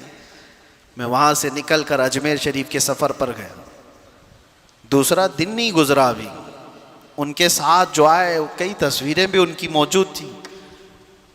ان کے شاگرد نے مجھے میسج دیا، میں پلین میں بیٹھا ہوں کہ قاری صاحب کا انتقال ہو چکا ہے۔ میں کہا کون قاری صاحب؟ کہا آپ کے پاس ابھی جو آ کے گئے۔ کہا کیسے؟ اچھے بھلے انسان، عمرہ کا پلان کر کے گئے ہو، کل یہاں پر کون کام کرنے کے لیے آئے گا، پی او پی والے ان کو ڈائریکشن دے کر کے گئے ہو کہ یہ لوگ آئیں گے یہاں کام کریں گے، ساری چیزیں۔ ہاں کچھ نہیں، گھر جا رہے تھے عشاء پڑھ کر، راستے میں اٹیک آیا اور گھر پہنچنے سے پہلے ان کی روح قبض ہو چکی تھی، ہاسپٹل بھی نہیں جا سکے۔ اتنے شوق دیتی ہیں ایسی چیزیں۔ ایک دن پہلے بندہ جو ہمارے ساتھ بیٹھے چائے پانی کر رہا ہو، رات کو صبح وہ قبرستان میں اس کی قبر پھولوں سے سجی ہوئی نظر آ رہی ہے، منو مٹی تلے جا چکا ہو، دل کو دہلا دینے والی چیزیں۔ اسی لیے اللہ کے نبی صلی اللہ علیہ وسلم نے فرمایا موت تمہارے لیے نصیحت کرتی ہے، اے نوجوانوں جنازے اٹھا کر کے کہہ لگاتے ہوئے مت جاؤ، قبرستانوں میں ہنسی مذاق کر کے مت آؤ، وہ سب تمہیں نصیحت کر رہے ہیں، واز کر رہے ہیں، ہم جا چکے، تمہارا نمبر ہے، تم آنے والے ہو۔ اسی لیے کہا گیا نا جنازے کو سب سے آگے رکھا جائے، چلنے والے سب سے پیچھے چلیں۔ کیوں؟ اس کو دیکھ کر کے کہ جنازے میں سویا ہوا مرد یا عورت، وہ میت تمہیں پکار کر کے کہتا ہوا جاتا ہے جس طرح آج تم نے مجھے آگے رکھا پیچھے چل رہے ہو، اسی طرح قبر میں بھی میرے پیچھے تم ہی آنے والے ہو۔ ہم سب اسی منزل کے مسافر ہیں۔ اللہ کے نبی صلی اللہ علیہ وسلم نے کیا فرمایا؟ اغتنم خمسا قبل خمس، 5 چیزوں کو 5 چیزوں سے پہلے غنیمت جانو۔ اس میں 5ویں چیز حضور فرماتے ہیں اپنی زندگی کو موت سے پہلے غنیمت جانو۔ ایک ایک وقت تمہارے پاس جو گزرتا جا رہا ہے افسوس اور پچھتاوے کا نہ ہو۔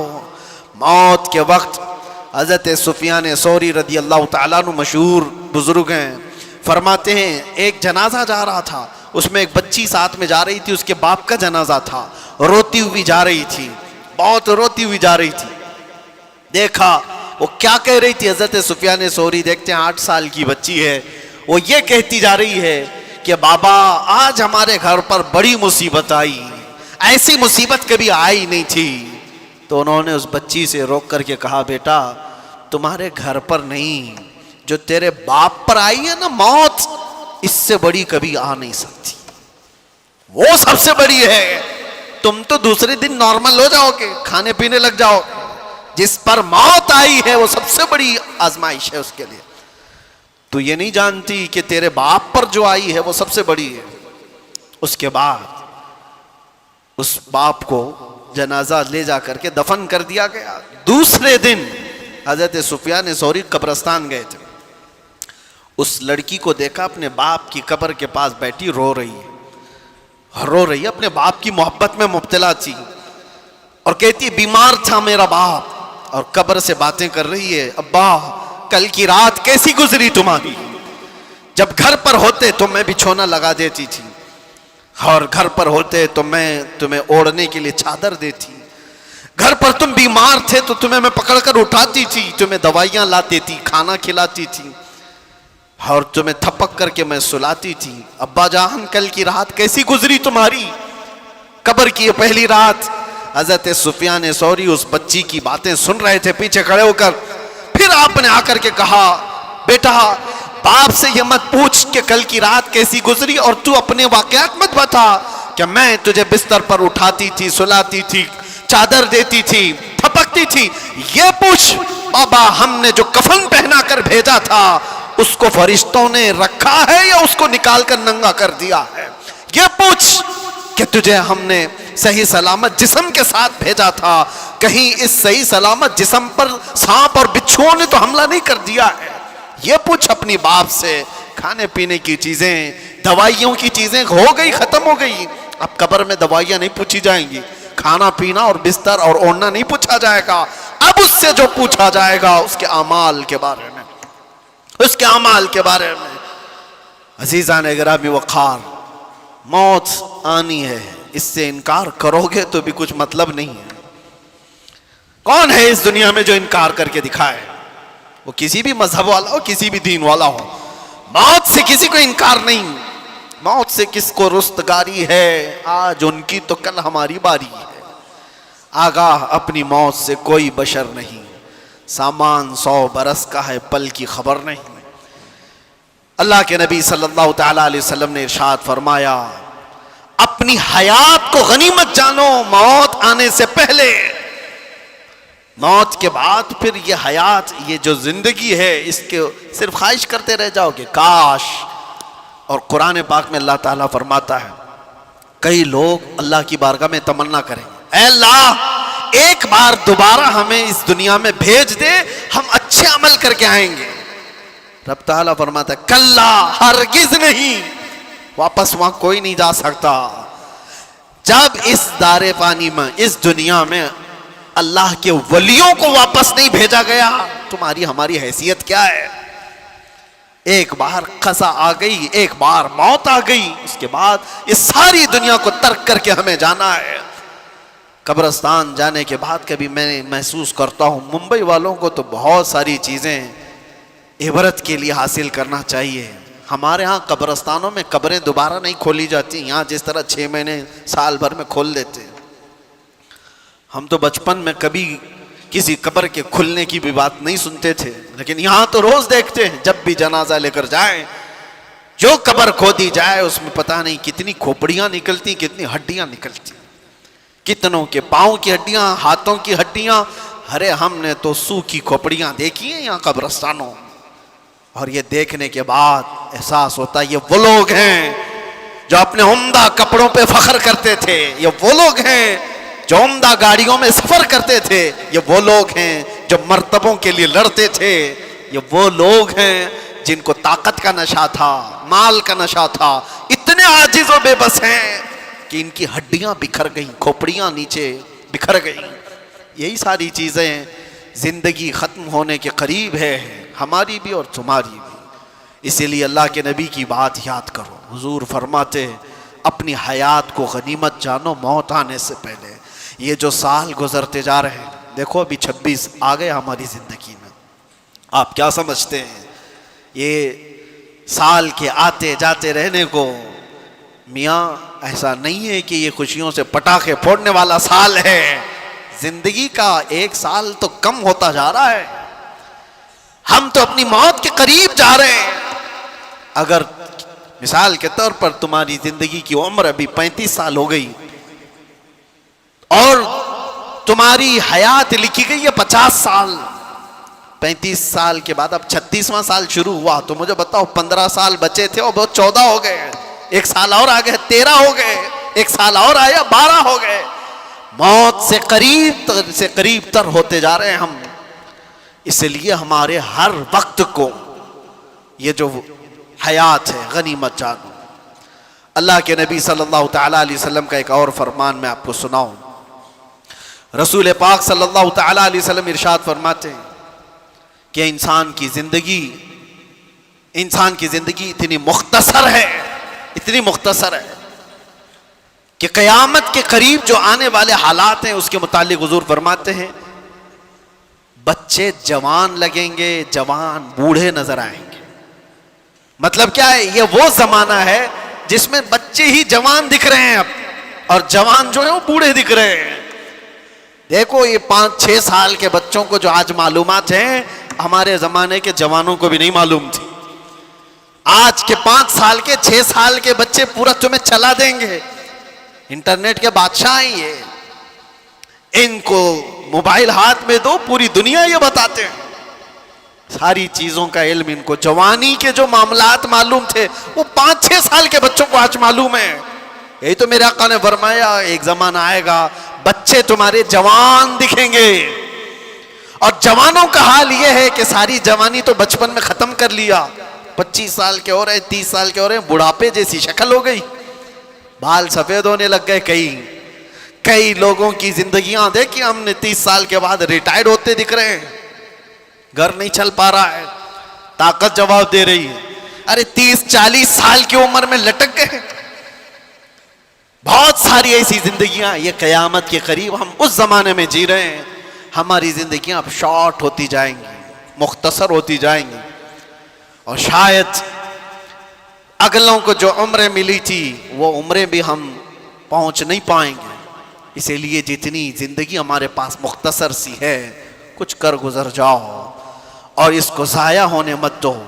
عزیزان گرامی وقار، اب میں باتوں کو سمیٹتے ہوئے ان اولیاء کاملین، اچھا ایک بات میں بتانا بھول گیا،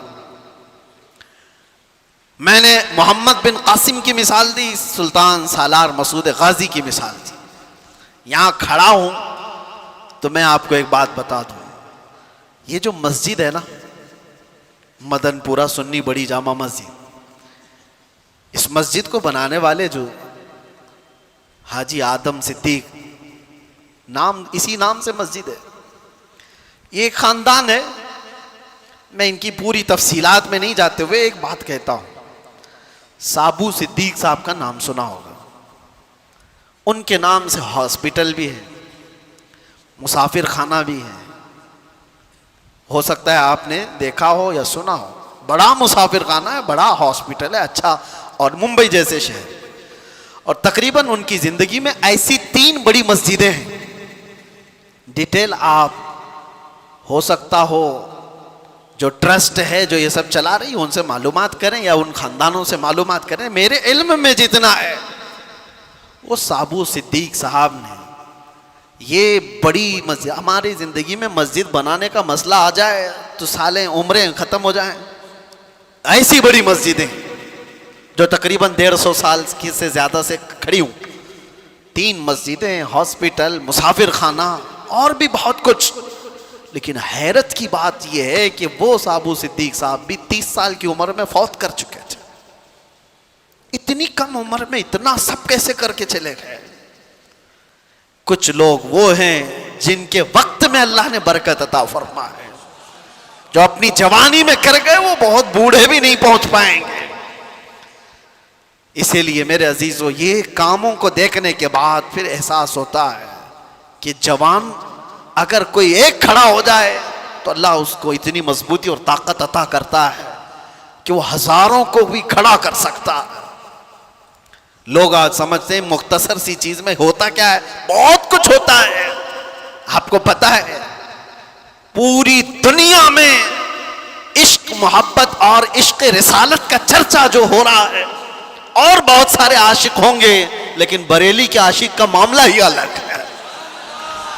امام اہل سنت امام احمد رضا خان فاضل بریلوی، اپنی زندگی میں انہوں نے 1000 سے زیادہ کتابیں لکھی ہیں، 1000 سے زیادہ کتابیں لکھی، اور ان کا نعتیہ دیوان دیکھو، ہدایق بخشش حل کرنے میں عمر لگ جائے گی۔ علامہ شارح بخاری مفتی شریف الحق امجدی رحمۃ اللہ علیہ فرماتے ہیں، اعلیٰ حضرت کی کتابیں تو چھوڑو، اعلیٰ حضرت کی کتابوں کے جو نام ہے نا وہی صحیح پڑھ کے دکھائے دے تو میرے نزدیک عالم ہے، خالی نام صحیح سے پڑھ کے دکھا دے۔ جو اعلیٰ حضرت نے کتابوں کے نام رکھے، نام بھی ایسے رکھے، اگر ان نام کا عدد آپ نکالیں گے تو جس سال میں کتاب لکھی گئی اسی سال کا ہی عدد نکلے گا۔ اگر انہوں نے کتاب 1320 میں لکھی ہے تو 1320 کے عدد سے جو نام آتا ہے وہی نام کی کتاب رکھی۔ فتاوی رضویہ کا نام العطایہ النبویہ فی الفتاوی الرضویہ، اس کے عدد نکالیں گے تو آپ کو پتہ چل جائے گا فتاوی رضویہ کس سال میں لکھی گئی۔ پوری کتابوں کے نام انہوں نے اس طرح رکھے ہیں۔ اور آپ کو بتاؤں، اعلیٰ حضرت امام اہل سنت فاضل بریلوی جو کنز الایمان ترجمہ قرآن دے گئے ہو، نعتیہ دیوان اور مسائل فقہ میں پورا ایک انسائکلوپیڈیا پوری امت کے لیے لیکن عمر کوئی ان کی 90 سال کی تھی، 63 سال کی عمر میں وفات کر چکے تھے. تو یہ تو آج کی نارمل سی عمر ہے. اس کی وجہ یہ ہے کہ ایک وقت کا حصہ بھی انہوں نے ضائع نہیں کیا. اعلیٰ حضرت جانتے ہو مفتی کب بنے تھے؟ پہلا فتویٰ انہوں نے 14 سال کی عمر میں دیا. سبحان اللہ. 14 سال کی عمر میں وہ مفتی بن چکے تھے، اور 8 سال کی عمر میں میلاد مصطفیٰ پر 2.5 گھنٹے تک انہوں نے بیان کیا تھا سبحان اللہ. دلائل کی روشنی میں. جب بندہ اپنے وقت کا استعمال کرتا ہے تو اللہ تبارک و تعالیٰ اس کے وقت میں برکت بھی عطا فرماتا ہے. اور جنہوں نے صرف ضائع کیا ہے، برباد کیا ہے وقت، ان کا وقت اور بھی برباد ہوتا چلا جاتا ہے. وقت کو غنیمت جان. یہاں طلبہ بھی ہوں گے، کچھ لوگ بچے میرے سن رہے ہوں، میں نے دیکھا ہے حفظ قرآن کرنے کے لیے وہ رٹا مار رہے، دل لگا ہی نہیں ہے. اگر تم نے شوق سے نہیں پڑھا اس قرآن کو، میرے سامنے ایک مثال ہے، 9 سال میں بھی حافظ نہیں بنا، 10 سال میں بھی حافظ نہیں بنا. اور کچھ وہ ہیں، خود میرے سگے بھتیجے 4.5 مہینے میں حافظ قرآن بن چکے تھے. قرآن اللہ تبارک و تعالیٰ جو تمہیں عطا کیا ہے، ان طلبہ سے بھی میں کہہ رہا ہوں وقت ضائع کیے جا رہے ہو. 3 سال 5 سال ہو گئے، تمہیں کیوں احساس نہیں ہوتا کہ بہت جلدی تمہاری عمر بڑھتی جا رہی ہے؟ کتنے ایسے میرے اپنے زمانے میں دیکھا، تعلیم کو چھوڑ دیا، پوچھنے پر یہ بتایا کہ شادی کی عمر ہو گئی، اب کیا پڑھیں گے. کہا پھر اتنے سال ضائع کیوں کیے کہ شادی کی عمر آ گئی تمہاری؟ جلدی جلدی پڑھ لیتے، بہت کچھ حاصل کر لیتے. طلباء سے بھی میں کہتا ہوں وقت گزارتے ہوئے، ٹائم پاس کرتے ہوئے اپنے مدارس میں اسی طرح سے رہو گے تو کچھ نہیں بن پاؤ گے. اپنے وقت کو غنیمت جانو، ٹارگٹ سیٹ کرو.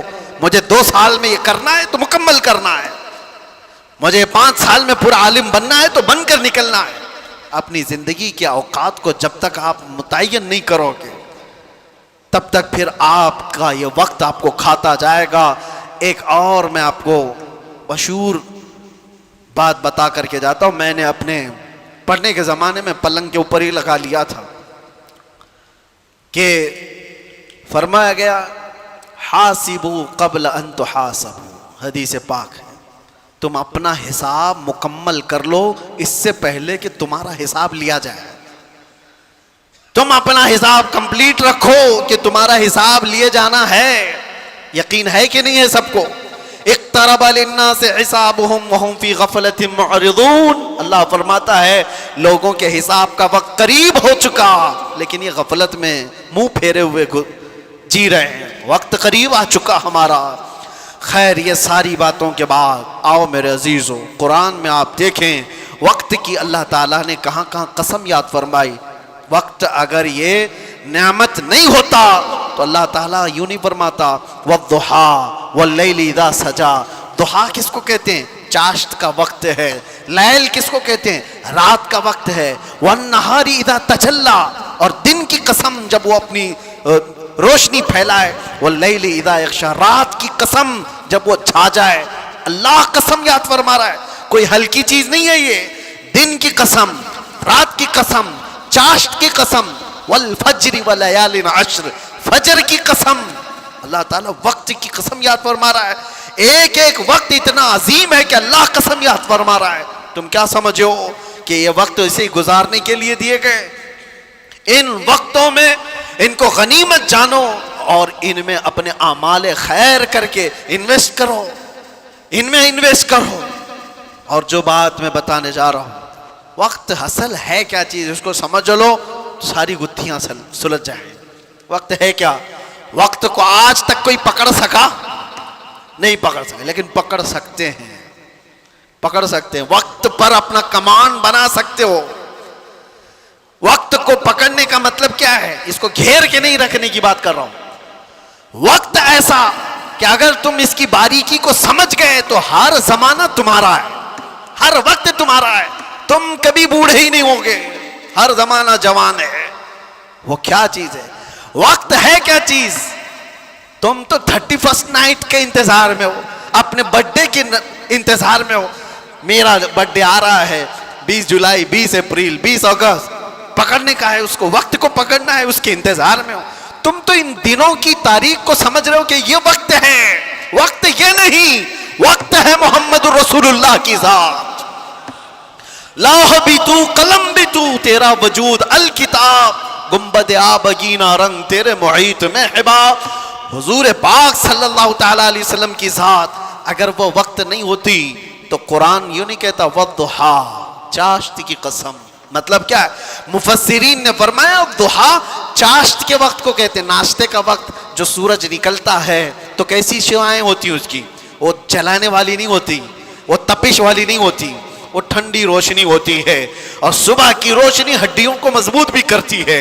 और अल्लाह ताला अपने महबूब के चेहरे को वो वक्त से तशबीह देते हुए फरमा रहा है, महबूब का चेहरा ऐसा है जैसे सुबह की रोशनी हुआ करती है। सुबह की रोशनी से तशबीह दी गई।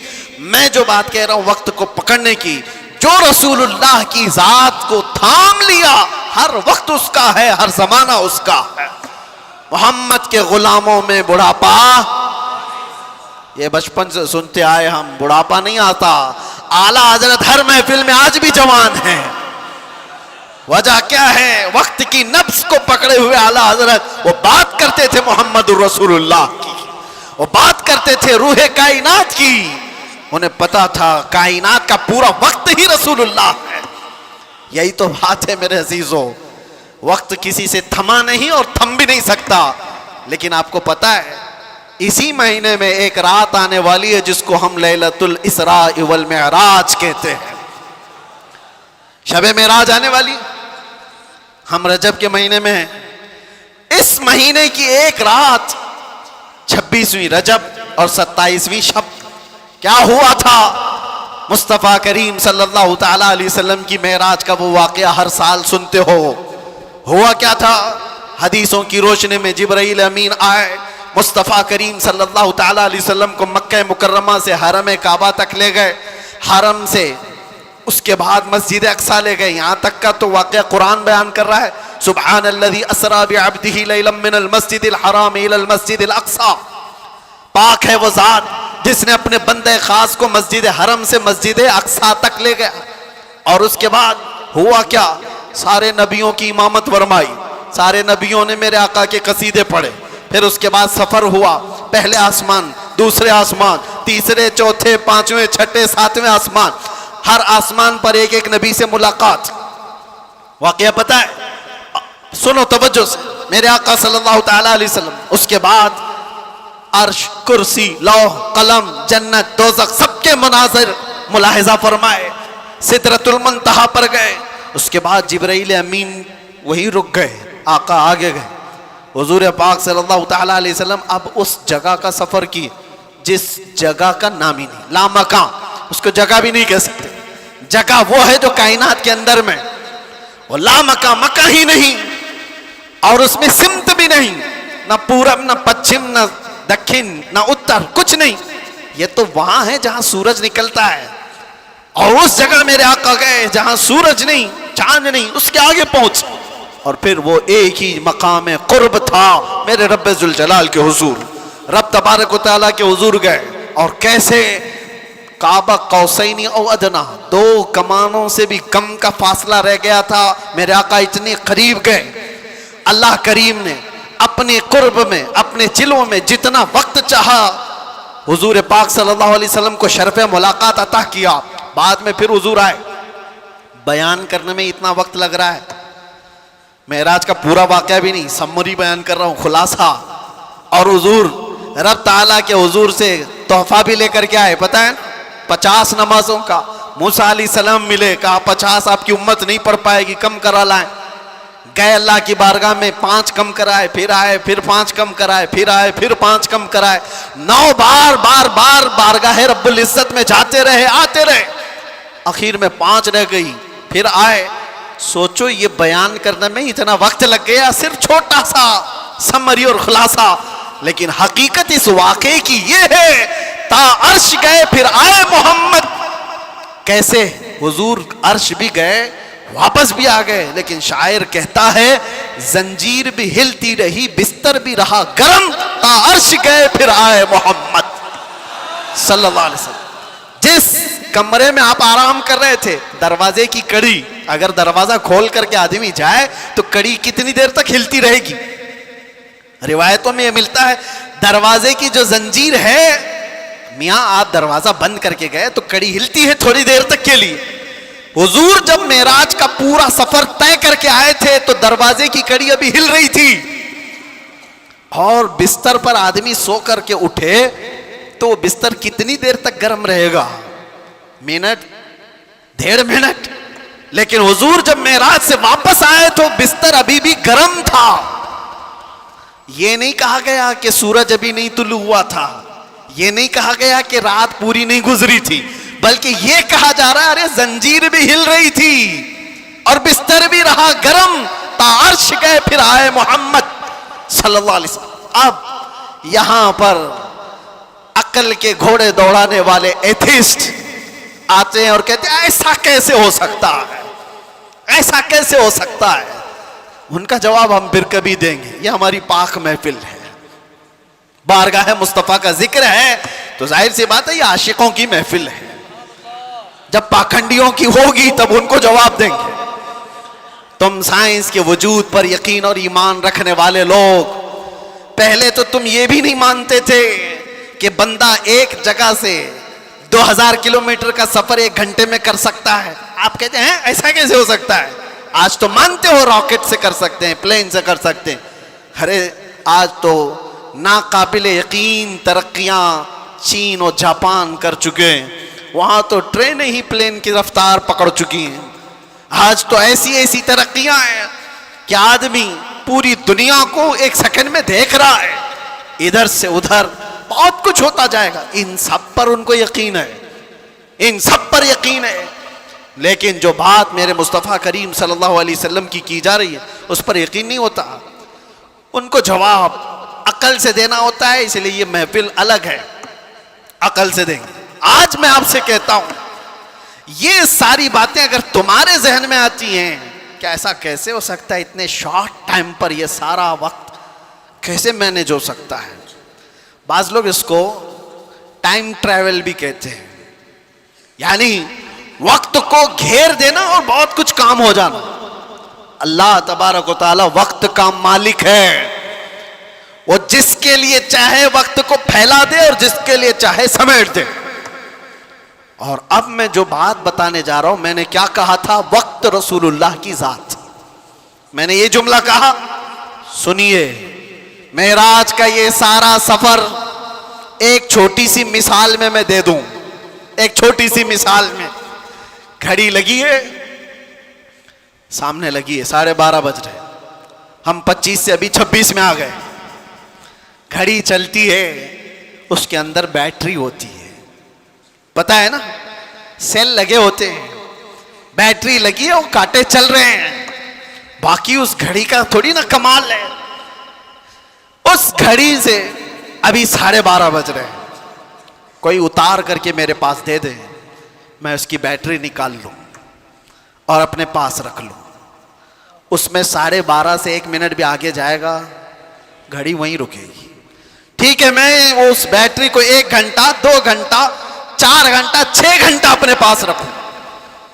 6 گھنٹے کے بعد میں نے واپس اس گھڑی میں بیٹری ڈال دی. گھڑی کیا 6 گھنٹے آگے سے چلے گی یا جہاں رکی تھی وہیں سے چلے گی؟ 12:30 جہاں بجے تھے وہیں سے چلے گی. ایک چھوٹی سی مثال ہے. میرے عزیزوں, تم کیا سمجھتے ہو؟ مصطفیٰ کی ذات روح کائنات ہے, جانے کائنات ہے. مصطفیٰ کی ذات جانے کائنات ہے, روح کائنات ہے. معراج کی شب رب تعالیٰ نے روح کائنات کو, کائنات کی جان کو اپنے پاس بلایا تھا. اب پتہ نہیں 100 سال رکھا, 200 سال رکھا, 500 سال رکھا, پتہ نہیں ہزاروں سال رکھا, لیکن جان کو جب واپس کائنات میں بھیجا تو وقت جہاں تھما تھا وہیں سے چل پڑا. نعرہ تکبیر, نعرہ رسالت, جشن عید میلاد النبی, لبیک یا رسول اللہ, اسی لیے میں نے کہا وقت رسول اللہ کی ذات ہے، وہ اگر تھم گئے تو کائنات تھم گئی، وہ اگر آ گئے تو کائنات چل پڑی۔ اسی کو ہمارا امام اپنے اشعار میں یوں گنگناتے ہوئے کہتا ہے، وہ جو نہ تھے تو اور وہ جو نہ ہو تو، جان ہے وہ جہان کی، جان ہے وہ جہان کی، جان ہے وہ جہان کی، اور جان ہے تو جہان ہے، جان ہے تو ہاں، اگر وہ نہ ہو تو پھر کچھ نہ ہو۔ اس لیے میرے عزیزو، وہ ذات اقدس کائنات کا وقت ہے۔ اسی لیے ہم نے دیکھا جو رسول اللہ کو تھام لیا وہ پورے وقت کا بادشاہ ہو گیا، ہر وقت اس کا ہے، ہر وقت اس کا ہے۔ ہم تو بہت چھوٹے لوگ ہیں، بہت چھوٹے لوگ ہیں۔ میں اپنے زمانے کے جتنے مشائخ اور علماء ہیں ان کے طلبوں کی گرد کے برابر نہیں ہوں، لیکن میں نے اپنی زندگی میں تجربہ کر کے دیکھا، دنیا مجھے پہچانتی ہے تو میرے مصطفیٰ کے قدموں کی نوکری کے صدقے، ناموس رسالت کی بات پر، حضور کی عزت پر۔ اگر مجھ جیسا ناہنجار آدمی اس ذات کی عزت پر بات کرے تو گویا کہ اس نے وقت کو پکڑ لیا ہے، سبحان اللہ، وقت کو پکڑ لیا ہے، اور وقت کو ایسا پکڑا کہ صبح بھی بھیڑ ہے، دوپہر میں بھی بھیڑ، رات کو بھی بھیڑ۔ حق ہے، اور یہ میں اپنی تعریف میں نہیں کہہ رہا، اسی لیے میں ایک جملہ اکثر کہا کرتا ہوں، ان کی بات کرو ہر دل پہ راج کرو۔ حق ہے، وقت وہ ہے میرے عزیزوں، 24 جائے، 25 جائے، 26 جائے، زندگی بھی چلی جائے، لیکن اللہ تمہارا نام مردہ ہونے نہیں دیتا۔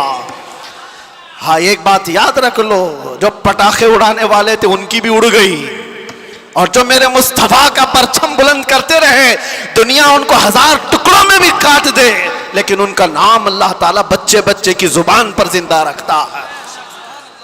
کیا ہمارے زمانے سے، ہمارے دور میں امام شرف الدین بوصیری ختم ہو گئے؟ کیا سعدی شیرازی ختم ہو گئے؟ کیا ہمارے زمانے میں حافظ شیرازی، ملا عبد الرحمن جامی ختم ہو گئے؟ یہ وہ لوگوں کی بات میں کر رہا ہوں جو دربار رسالت کے قصیدہ خواں لوگ تھے، حضور کی تعریف میں، مدح سرائی میں مگن رہنے والے لوگ تھے۔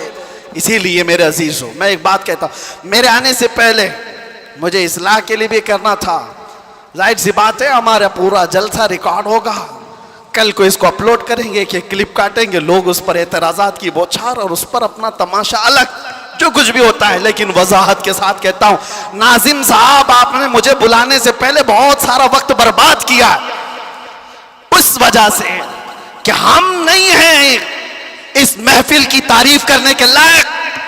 اتنا وقت اگر میرے مصطفیٰ کی تعریف کرتے تو رحمت کے فرشتے اتر رہے ہوتے ہیں۔ سبحان اللہ، بارگاہ مصطفیٰ میں لبیک لبیک لبیک یا رسول اللہ، لبیک لبیک لبیک یا رسول اللہ، لبیک لبیک لبیک یا رسول اللہ، لبیک لبیک لبیک یا رسول اللہ، لبیک یا رسول اللہ۔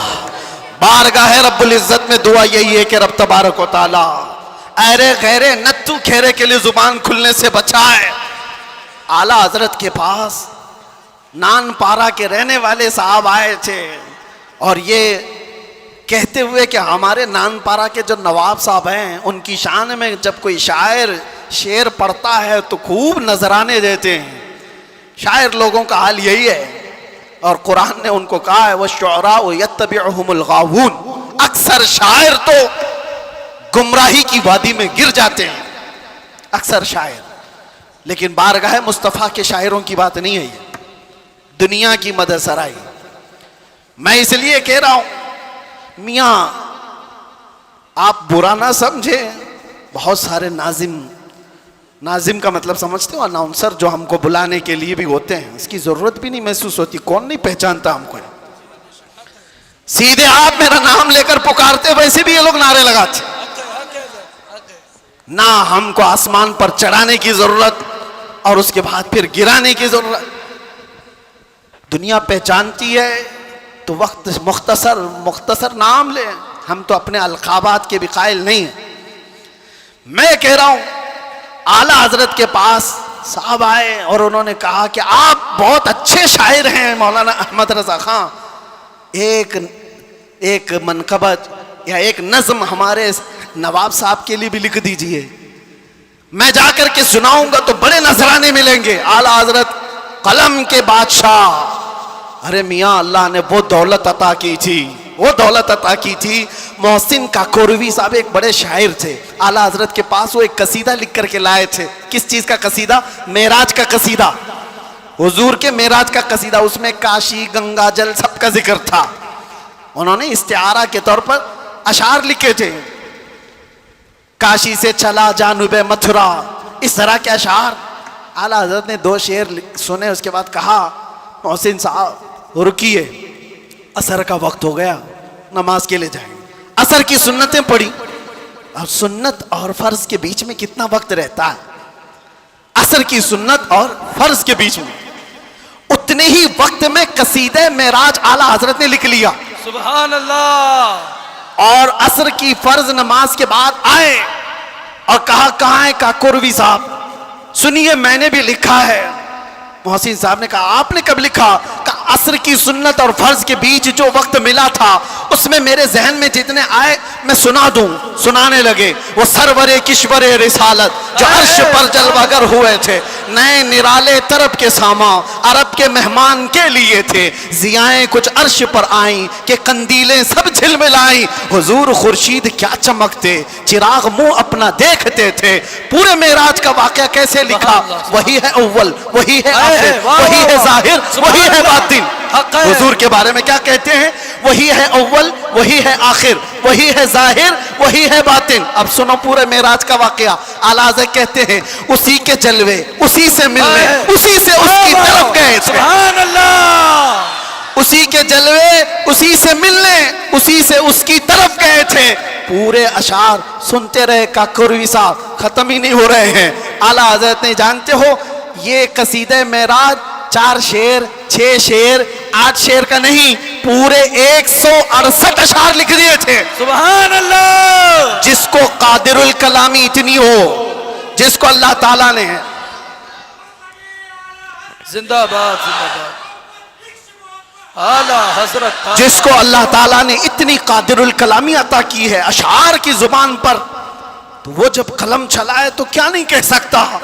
نان پارا والے صاحب سے بھی کہا ٹھیک ہے قلم چلاتا ہوں، وہ نواب صاحب کی شان میں لکھوانے آئے تھے، بریلی کا امام لکھنے لگ گیا، وہ کمال حسن حضور ہے کہ گمان نقص جہاں نہیں، یہی پھول خار سے دور ہے، یہی شمع ہے کہ دھواں نہیں، یا رسول اللہ تیرے آگے یوں ہیں دبے لچے فصحا عرب کے بڑے بڑے، کوئی جانے منہ میں زباں نہیں بلکہ جسم میں جان نہیں، کروں تیرے نام پہ جان فدا، نہ بس ایک جان 2 جہاں فدا، 2 جہاں سے بھی نہیں جی بھرا، ارے کروں کیا کروڑوں جہاں نہیں۔ سبحان اللہ۔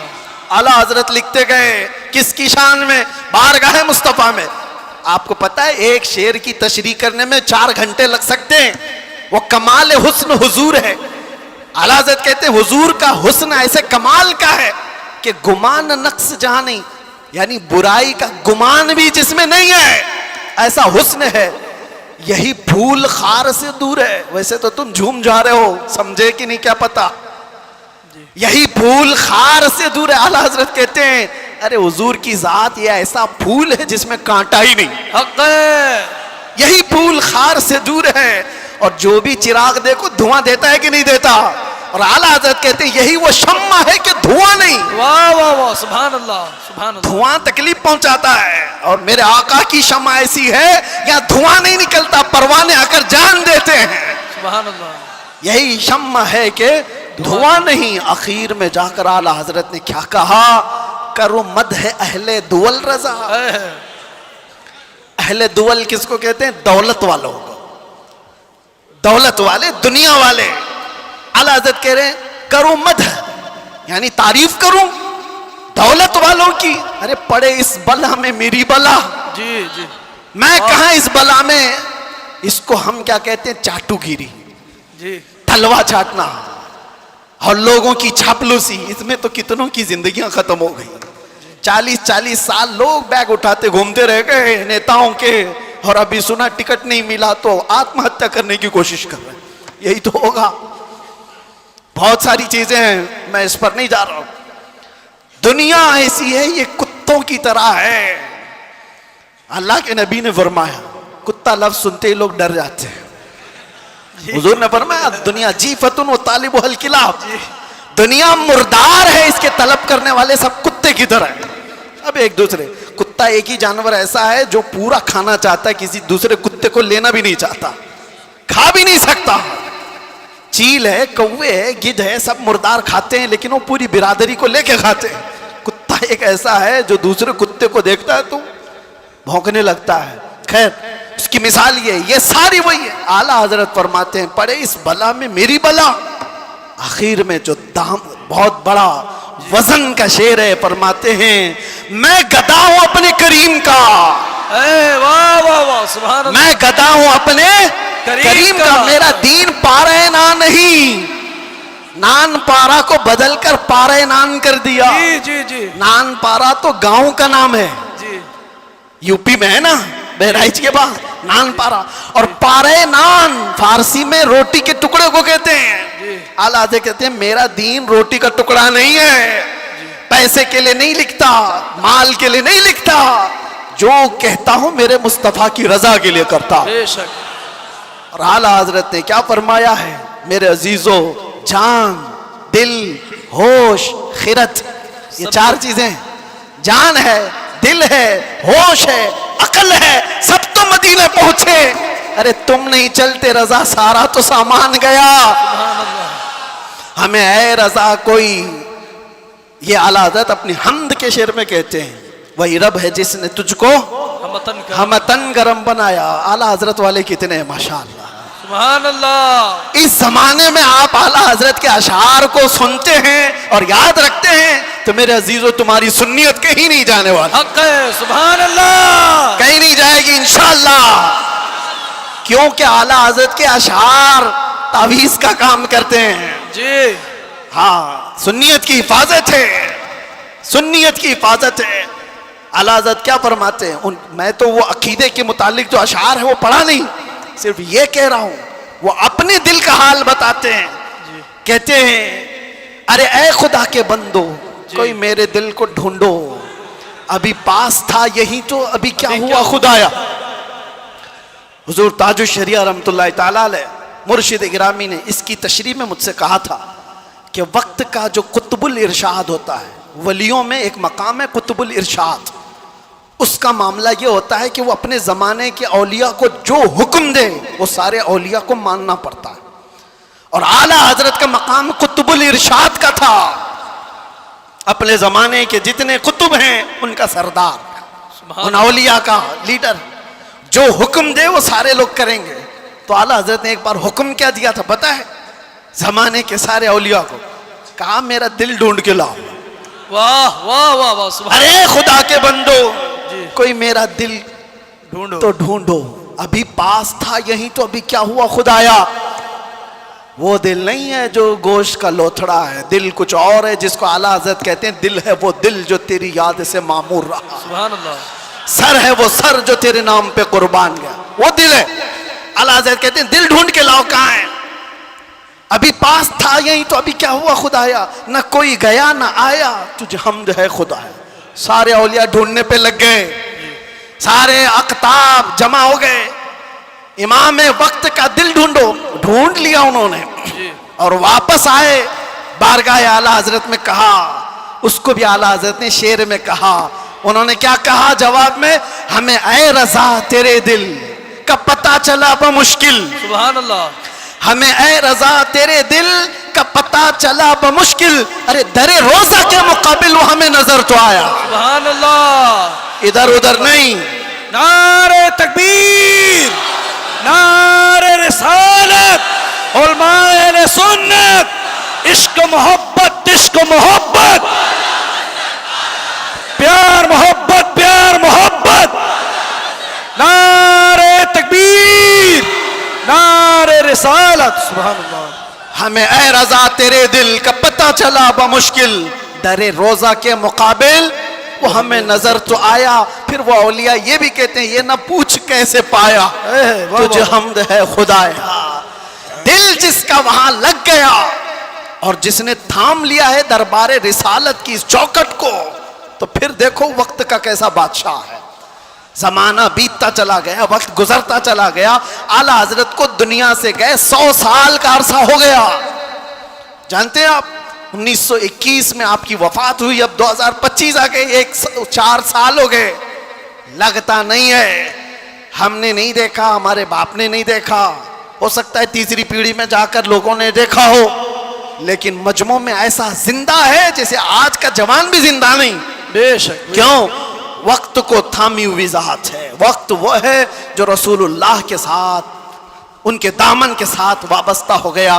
اسی لیے میرے عزیزوں, میں نے شروع میں ایک بڑا جملہ کہا تھا, وقت پر کمانڈ حاصل کر سکتے ہو, کنٹرول کر سکتے ہو. کیسے؟ صرف ایک ہی ذریعے سے, انہیں جانا, انہیں مانا, نہ رکھا غیر سے کام. للہ الحمد میں دنیا سے مسلمان گیا. یاد رکھو, حضور کو جو جانا اور جو مانا وہ دنیا کے وقت پر کمانڈ حاصل کر چکا ہے, وہ وقت کی نبض کو پکڑ چکا ہے. ارے وقت ہی نہیں, چیزوں پر بھی وہ کمانڈ حاصل کر چکا ہے. جانتے ہو دریائے نیل سوکھ جاتا تھا ہر سال, مصر کا ایک دریا ہے, لیکن جب اسلام وہاں آیا, عمرو بن عاص ایک صحابی ہیں, مصر فتح ہو گیا, تو وہاں مصر کے جو جاہل لوگ تھے کیا کرتے تھے, 16 سال کی جوان خوبصورت لڑکی کو جلوس میں گھماتے تھے اور لا کر کے اس کو ذبح کر دیتے تھے. دریائے نیل میں اس کی بلی چڑھائی جاتی تھی, اور پھر ان کا عقیدہ یہ تھا کہ دریا کا پانی اوپر آ جاتا تھا, اور ہوتا بھی تھا. جب ایک لڑکی کی بلی چڑھائی جاتی تو پانی اوپر آ جاتا تھا, ہر سال کا رواج تھا. لیکن جب اسلام آیا, دریا سوکھنے لگا, تو لوگوں نے آ کر کے عمرو بن عاص رضی اللہ عنہ سے کہا, ہمارا تو معمول ہے کہ ہم ایک 16 سال کی جوان لڑکی کو جلوس میں لا کر ذبح کرتے ہیں, تب یہ دریا نیل کا پانی موجیں مارے گا. انہوں نے کہا ہرگز, میں تو اس کی اجازت نہیں دے سکتا. کہا تو پھر سارے پیاسے مر جائیں گے, پانی کی شدید قلت ہو جائے گی.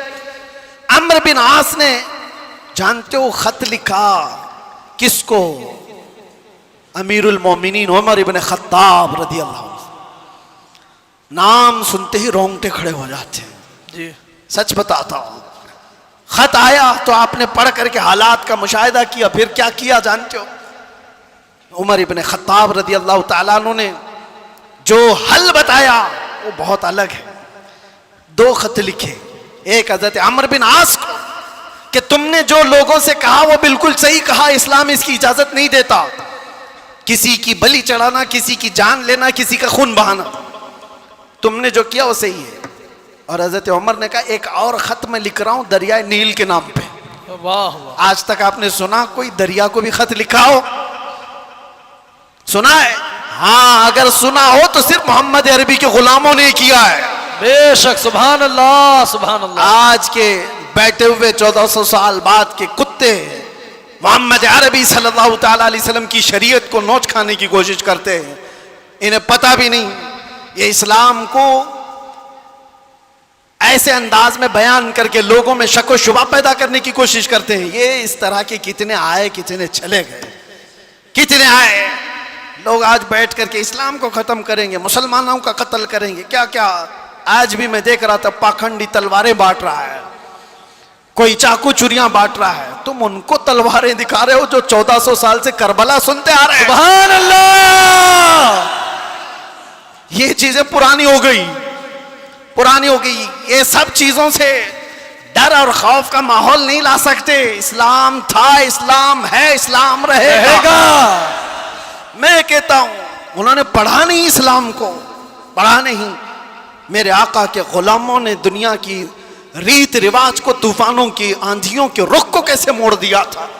حضرت عمر ابن خطاب نے دوسرا خط لکھا دریائے نیل کے نام پہ, دریائے نیل کے نام پہ. ارے دریا ہے, کیا لکھ رہے ہیں, بسم اللہ الرحمن الرحیم. اے دریائے نیل, عمر ابن خطاب رسول اللہ کا غلام تجھ سے کہتا ہے اگر تو اپنی مرضی سے بہتا ہے تو تیرے پانی کی ہمیں حاجت نہیں, اگر اللہ کی مرضی سے بہتا ہے تو عمر تجھے حکم دیتا ہے کہ ابھی بہہ جا. واہ, سبحان اللہ. خط میں لکھا اور اس کے بعد دونوں خط گئے. ایک عمرو بن عاص کا تھا, ایک دریائے نیل کا تھا. حضرت عمرو بن عاص نے اپنا خط پڑھا, پھر دریائے نیل کے نام جو خط تھا وہ لا کر کے دریائے نیل میں ڈال دیا. قسم خدا کی, تاریخ کی سچائیاں بتاتی ہیں اس وقت شباب پر دریائے نیل 16 گز اوپر آ چکا تھا. سبحان اللہ. اور وہ زمانہ ہے کہ آج کا زمانہ دریائے نیل کبھی سوکھا ہی نہیں, سبحان اللہ. کبھی سوکھا ہی نہیں. یہ ہے میرے آقا صلی اللہ تعالی علیہ وسلم کے غلاموں کی زندگی. میرے عزیز ہو, درود پاک پڑھ لیں. اللہم صلی علی سیدنا محمد وآلہ واصحابہ وبارک وسلم. صلاۃ و سلام علیک یا رسول اللہ صلی اللہ تعالی علیہ وسلم. ایک مثال دے دیتا ہوں, گفتگو ختم کرتا ہوں. ابھی میں نے بتایا نا, میری تقریر میں ہی بتایا, تیمم کا مسئلہ بتایا نا, پانی آ گیا تو تیمم ختم. ہم تیمم میں پانی آ چکا ہے. میرے عزیزو, ایک چیز جو میں دیکھ رہا ہوں کافی دیر سے, مسجد کی جتنی وسعت ہے آپ بیٹھے ہوئے ہیں, جو کھڑے ہیں شاید ان کو اندازہ نہیں, 1.5 گھنٹے سے وہ کھڑے ہیں. 1.5 گھنٹے سے ادھر والے بھی ادھر والے بھی, تقریباً میں بولتا جا رہا ہوں, میں بھی کھڑا ہوں. اور جو کھڑے ہیں ان میں سے ایک ایک سے بھی میں پوچھتا ہوں کہ تمہیں وقت کے گزرنے کا اندازہ ہوا؟ 1.5 گھنٹہ گزر گیا, اس لیے کہ یہاں بات رسول اللہ کی چل رہی ہے, بات عزت مصطفیٰ کی ہے. وقت کی جب بات کی جا رہی ہے تو وقت کا اندازہ نہیں ہوتا. میں کس کی بات کر رہا ہوں؟ وقت کی بات. وقت کون ہے؟ رسول اللہ کی ذات. اور اسی کو قرآن کہتا ہے والضحیٰ, کبھی واللیل اور کبھی والعصر. جہاں وقت کی قسم یاد کی گئی ہے, مفسرین فرماتے ہیں اس سے مراد ذات رسول ہے, رسول اللہ کی ذات ہے. اور میرے آقا صلی اللہ تعالی علیہ وسلم کی ذات کو جس نے تھام لیا اس نے وقت کو پکڑ لیا ہے, وقت کو پکڑ لیا ہے. ہر وقت تمہارا ہے. اور ایک بات یہ بھی, جو حضور کی غلامی میں آیا اس نے وقت کو ایسا پکڑا ہے کہ بڑھاپا کبھی نہیں آتا اس کا. وہ ہر زمانے کا جوان ہے, ہر زمانے کا جوان ہے.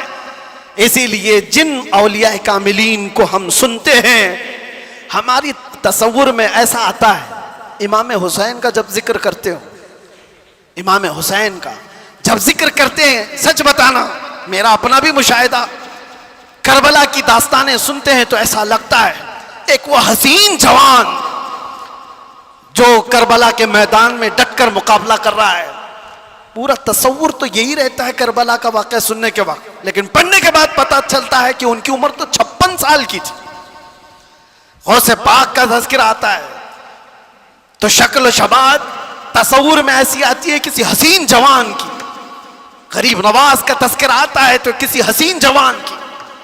اس لیے میرے عزیزو کہ یہ رسول اللہ کی ذات سے ایسے وابستہ لوگ ہیں کہ وہ ہر زمانے کے جوان ہیں, ہر زمانے کے جوان ہیں. اور دوسری بات, ایک تو ہر زمانے کا جوان ہے اور اس کا ذکر کبھی پرانا بھی نہیں ہوتا, کبھی پرانا نہیں ہوتا. آپ برسوں سے مسجدوں میں آ رہے ہیں. ابھی میں اگر آپ کے سامنے پڑھوں مصطفیٰ جان رحمت پہ لاکھوں سلام, شمع بزم ہدایت پہ, آج بھی پڑھے جاتے ہیں, ہم نے ہزاروں بار سنا ہوگا, لیکن یہ سلام کبھی پرانا نہیں لگتا, کبھی پرانا. اور میں نے اپنی تقریروں میں کتنی بار اعلیٰ حضرت کے ان اشعار کو تلاوت کے طور پر پڑھا ہوگا. اعلیٰ حضرت فرماتے ہیں بجھ گئی جس کے آگے سبھی مشعلیں, شمع وہ لے کر آیا, سارے اچھوں میں اچھا سمجھیے جسے ہے اس اچھے سے اچھا, سارے اونچوں میں اونچا سمجھیے جسے ہے اس اونچے سے اونچا. ارے کون دیتا ہے دینے کو منہ چاہیے, دینے والا ہے سچا. یہ وہ اشعار ہیں, ہم بار بار پڑھتے ہیں. مزہ تمہیں کیوں آ رہا ہے؟ دنیا گانے سنتی ہے جب تک اس کا زمانہ ہوتا ہے, زمانہ پرانا ہو جائے تو نئے گانوں کی دھن تلاش کرتی ہے دنیا، لیکن بارگاہ مصطفیٰ کی مدح سرائی ایسی ہے، ابھی میں اگر کہوں وَأَحْسَنُ مِنْكَ لَمْ تَرَ قَطُّ عَيْنِي وَأَجْمَلُ مِنْكَ لَمْ تَلِدِ النِّسَاءُ خُلِقْتَ مُبَرَّأً مِنْ كُلِّ عَيْبٍ كَأَنَّكَ قَدْ خُلِقْتَ كَمَا تَشَاءُ۔ عربی کے اشعار ہیں، کس نے کہا تھا؟ حسان بن ثابت نے۔ کب کہا تھا؟ 1400 سال پہلے۔ کیا کہا تھا؟ یا رسول اللہ آپ سے زیادہ حسن والا میری آنکھوں نے دیکھا ہی نہیں۔ سبحان اللہ۔ دیکھا نہیں، ہو سکتا ہے کہیں ہوگا، تم نے نہیں دیکھا۔ سوال یہ ہے نا، تم نے نہیں دیکھا ہوگا، کہیں اور ہوگا۔ دوسرے شعر میں حسان بن ثابت نے کہا وَأَجْمَلُ مِنْكَ لَمْ تَلِدِ النِّسَاءُ، ایسا نہیں کہ میں نے نہیں دیکھا، آپ سے زیادہ حسن والا کسی ماں نے جنا ہی نہیں۔ سبحان اللہ۔ یہ اشعار پرانے لگتے ہیں، بار بار پڑھے جاتے ہیں۔ بلغ العلا بکمالہ کشف الدجا بجمالہ حسنت جمیع خصالہ صلوا علیہ۔ جو مدح سرائی کیا میرے آقا کی، اس نے وقت کی نبض کو پکڑا ہے، وقت کو تھام لیا ہے، اور وقت ہر زمانے کا اس کا ہے، اس کا وقت ہے۔ اگر کوئی ہم سے آ کر کے پوچھے غریب نواز کا کون سا وقت تھا، ہم کہیں گے نادان 800 سال پہلے نہیں، ابھی ان کا ہی وقت ہے۔ سبحان اللہ۔ ہے یا نہیں؟ آج بھی ان کا ہی وقت ہے۔ کوئی اگر کہے 800 سال پہلے کے تھے، 700 سال پہلے کے تھے، نہیں، وہ راجے مہاراجاؤں کی تاریخ میں کہا جاتا ہے اتنے پہلے کے تھے۔ غریب نواز تو آج بھی ہیں۔ اسی لیے کربلا کے واقعے کو سمیٹتے ہوئے ایک شعر جو مشہور ہے فارسی کا، کیا کہا جاتا ہے؟ شاہ است حسین۔ فارسی آتی ہے؟ نہیں آتی، لیکن شعر یاد ہے۔ شاہ است حسین کا مطلب کیا ہے؟ فارسی میں سمجھا دیتا ہوں۔ فارسی میں است اور بود دو لفظ ہیں۔ است کا مطلب ہے، بود کا مطلب تھا۔ سمجھ میں آ رہا ہے؟ است کا مطلب ہے اور بود کا مطلب، شعر دیکھو آپ، شاہ است حسین، بادشاہ ہے حسین۔ یا یہ کہا جا سکتا تھا شاہ بود حسین، بادشاہ تھا حسین۔ نہیں، وہ بادشاہ کوئی اور تھا ہوگا، لیکن حسین بادشاہ، شاہ است حسین بادشاہ۔ است کا لفظ آیا ہے، شعر کہنے والے نے یہی کہا کہ بادشاہ ہے، ایک تو شاہ ہے اور ایک بادشاہ ہے، دونوں میں فرق ہے۔ شاہ سلطان کو کہتے ہیں، بادشاہ سلطان بنانے والے کو کہتے ہیں، دونوں ہے حسین۔ است کا لفظ بتا رہا ہے کہ وہ ہمیشہ، ہر زمانہ اس کا ہے، ہر وقت اس کا ہے۔ جو بات میرے مصطفیٰ کی کیا، جو وقت کو تھام لیا، ہر زمانہ اس کا، ہر وقت اس کا۔ اس لیے تم اس نقطے کو سمجھ جاؤ، اور اسی لیے اخیر میں یہ کہوں گا، اعلیٰ حضرت نے جاتے جاتے ہمیں یہ سمجھایا تھا، جو اس نقطے کو سمجھ جائے گا۔ ایک گارنٹی آپ کو بتاتا ہوں، ایک گارنٹی، بہت سارے مسلمانوں کو یہ تو خوف ہونا ہی چاہیے۔ آج ہم ہیں، اللہ نے ہدایت پر رکھا، موت کا کیا پتہ کہ کس حالت میں آئے گی۔ جائیں گے دنیا سے، ایمان ہوگا، اسلام ہوگا یا نہیں ہوگا، کیا پتہ؟ کوئی گارنٹی لے گا کسی کی؟ کوئی نہیں، کسی کی کوئی گارنٹی نہیں۔ اولیاء اکرام اس بات سے ڈرتے بھی تھے، آخری وقت کیسا آئے گا پتہ نہیں۔ ارے کتنے تو ایسے ہیں بولتے ہیں ہم تو تیاری میں ہیں، جب وقت آئے گا تو کلمہ پڑھ لیں گے، نکل جائیں گے۔ کیا پتہ تم ایسی حالت میں گئے، کوما میں زبان ہلنے کی بھی طاقت نہیں رہ گئی۔ کیا پتہ اس وقت کیسے حادثات ہو جائیں، مصیبتیں، اور تم تکالیف سے گھبرا کر کے پتہ نہیں انکار کر دو۔ ایسے چیزیں ہم نے دیکھی ہیں، اس لیے کسی کو پتہ نہیں۔ لیکن ایک بات ہے، اعلیٰ حضرت فرماتے ہیں، ایک گارنٹی ہے، دنیا سے تم جب جاؤ گے تو اسلام کے ساتھ جاؤ گے۔ وہ چیز میں دے کر کے جاتا ہوں، وہ ہے وقت کو تھام لینا۔ اعلیٰ حضرت فرماتے ہیں ایک چیز ہے، اگر وہ کرتے رہو گے تو دنیا سے ایمان کے ساتھ ہی جاؤ گے۔ وہ کیا ہے؟ انہیں جانا، انہیں مانا، انہیں جانا، انہیں مانا، نہ رکھا غیر سے کام، ہوگا کیا؟ للہ الحمد میں دنیا سے مسلمان گیا۔ کیا ہوگا؟ اللہ کا شکر ہے کہ میں دنیا سے مسلمان جاؤں گا۔ اگر انہیں جانا، انہیں مانا، اس بات پر تم عمل کر لو، باقی کسی نصیحت کی ضرورت ہی نہیں۔ تم اپنی زندگی کو ایسی گزارو میرے عزیزو، کل کی صبح آنے سے پہلے یہ خیال کرو کہ میری صبح ایسی ہو کہ جسے دیکھ کر میرے آقا مسکرائے، میرے آقا کو خوشی ہو۔ ہر ہفتہ میرے اعمال کی خبر فرشتے میرے آقا کی بارگاہ میں پہنچاتے ہیں، میں اس ہفتے ایسے عمل کروں کہ فرشتے جب میرے اعمال کی خبر بارگاہ مصطفیٰ میں پیش کر رہے ہوں تو آقا دیکھ کر کے مسکرائیں کہ میرا غلام خوشیوں کے اعمال کر رہا ہے۔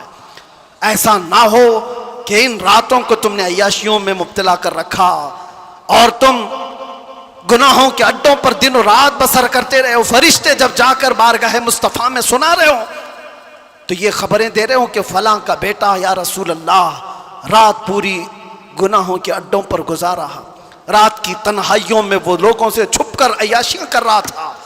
جب ہماری ان خبروں کو بارگاہ مصطفیٰ میں پہنچایا جا رہا ہوگا تو حضور پر کیا گزرے گی؟ وہ رسول ہے جو اپنی امت کے تلووں میں کانٹا چبھنا بھی گوارا نہیں کرتے۔ جب ہمارے سخت ترین برے اعمال پیش ہوں گے تو میرے آقا پر کیا گزرے گی؟ اس لیے جو اپنے نبی سے محبت کرتا ہے وہ اپنے وقت کو برباد ہونے نہیں دے گا، اپنی زندگی کو اپنے ہاتھوں تباہ و برباد نہیں کرے گا۔ اسی لیے اٹھو، قوت عشق سے ہر پست کو بالا کر دو، دہر میں نام محمد سے اجالا کر دو۔ لبیک یا رسول اللہ، لبیک یا رسول اللہ، لبیک یا رسول اللہ۔ انشاءاللہ 25 بھی ہمارا تھا، 26 بھی ہمارا ہوگا انشاءاللہ۔ اللہ کی بارگاہ میں دعا ہے کہ مولا کریم اس آنے والے سال کو مصطفیٰ کی غلامی میں عطا فرمائے اور پوری دنیا سے اللہ تعالیٰ ظلم و ستم کرنے والے ظالموں کو کیفر کردار تک پہنچائے، اسلام کے برے چاہنے والے میرے آقا کے گستاخوں کو ہلاک و برباد فرمائے۔ ہر سنی عاشق رسول کو رب تبارک و تعالیٰ امن و امان اور عزت کی زندگی عطا فرمائے، اور 2026 ہم سب کے لیے خیر و برکت اور سعادتوں والا بن کر کے آئے۔ اگر ہماری زندگی کا یہ آخری سال ہے تو مولا ایمان کی موت عطا فرمائے۔ وآخر دعوانا ان الحمدللہ رب العالمین۔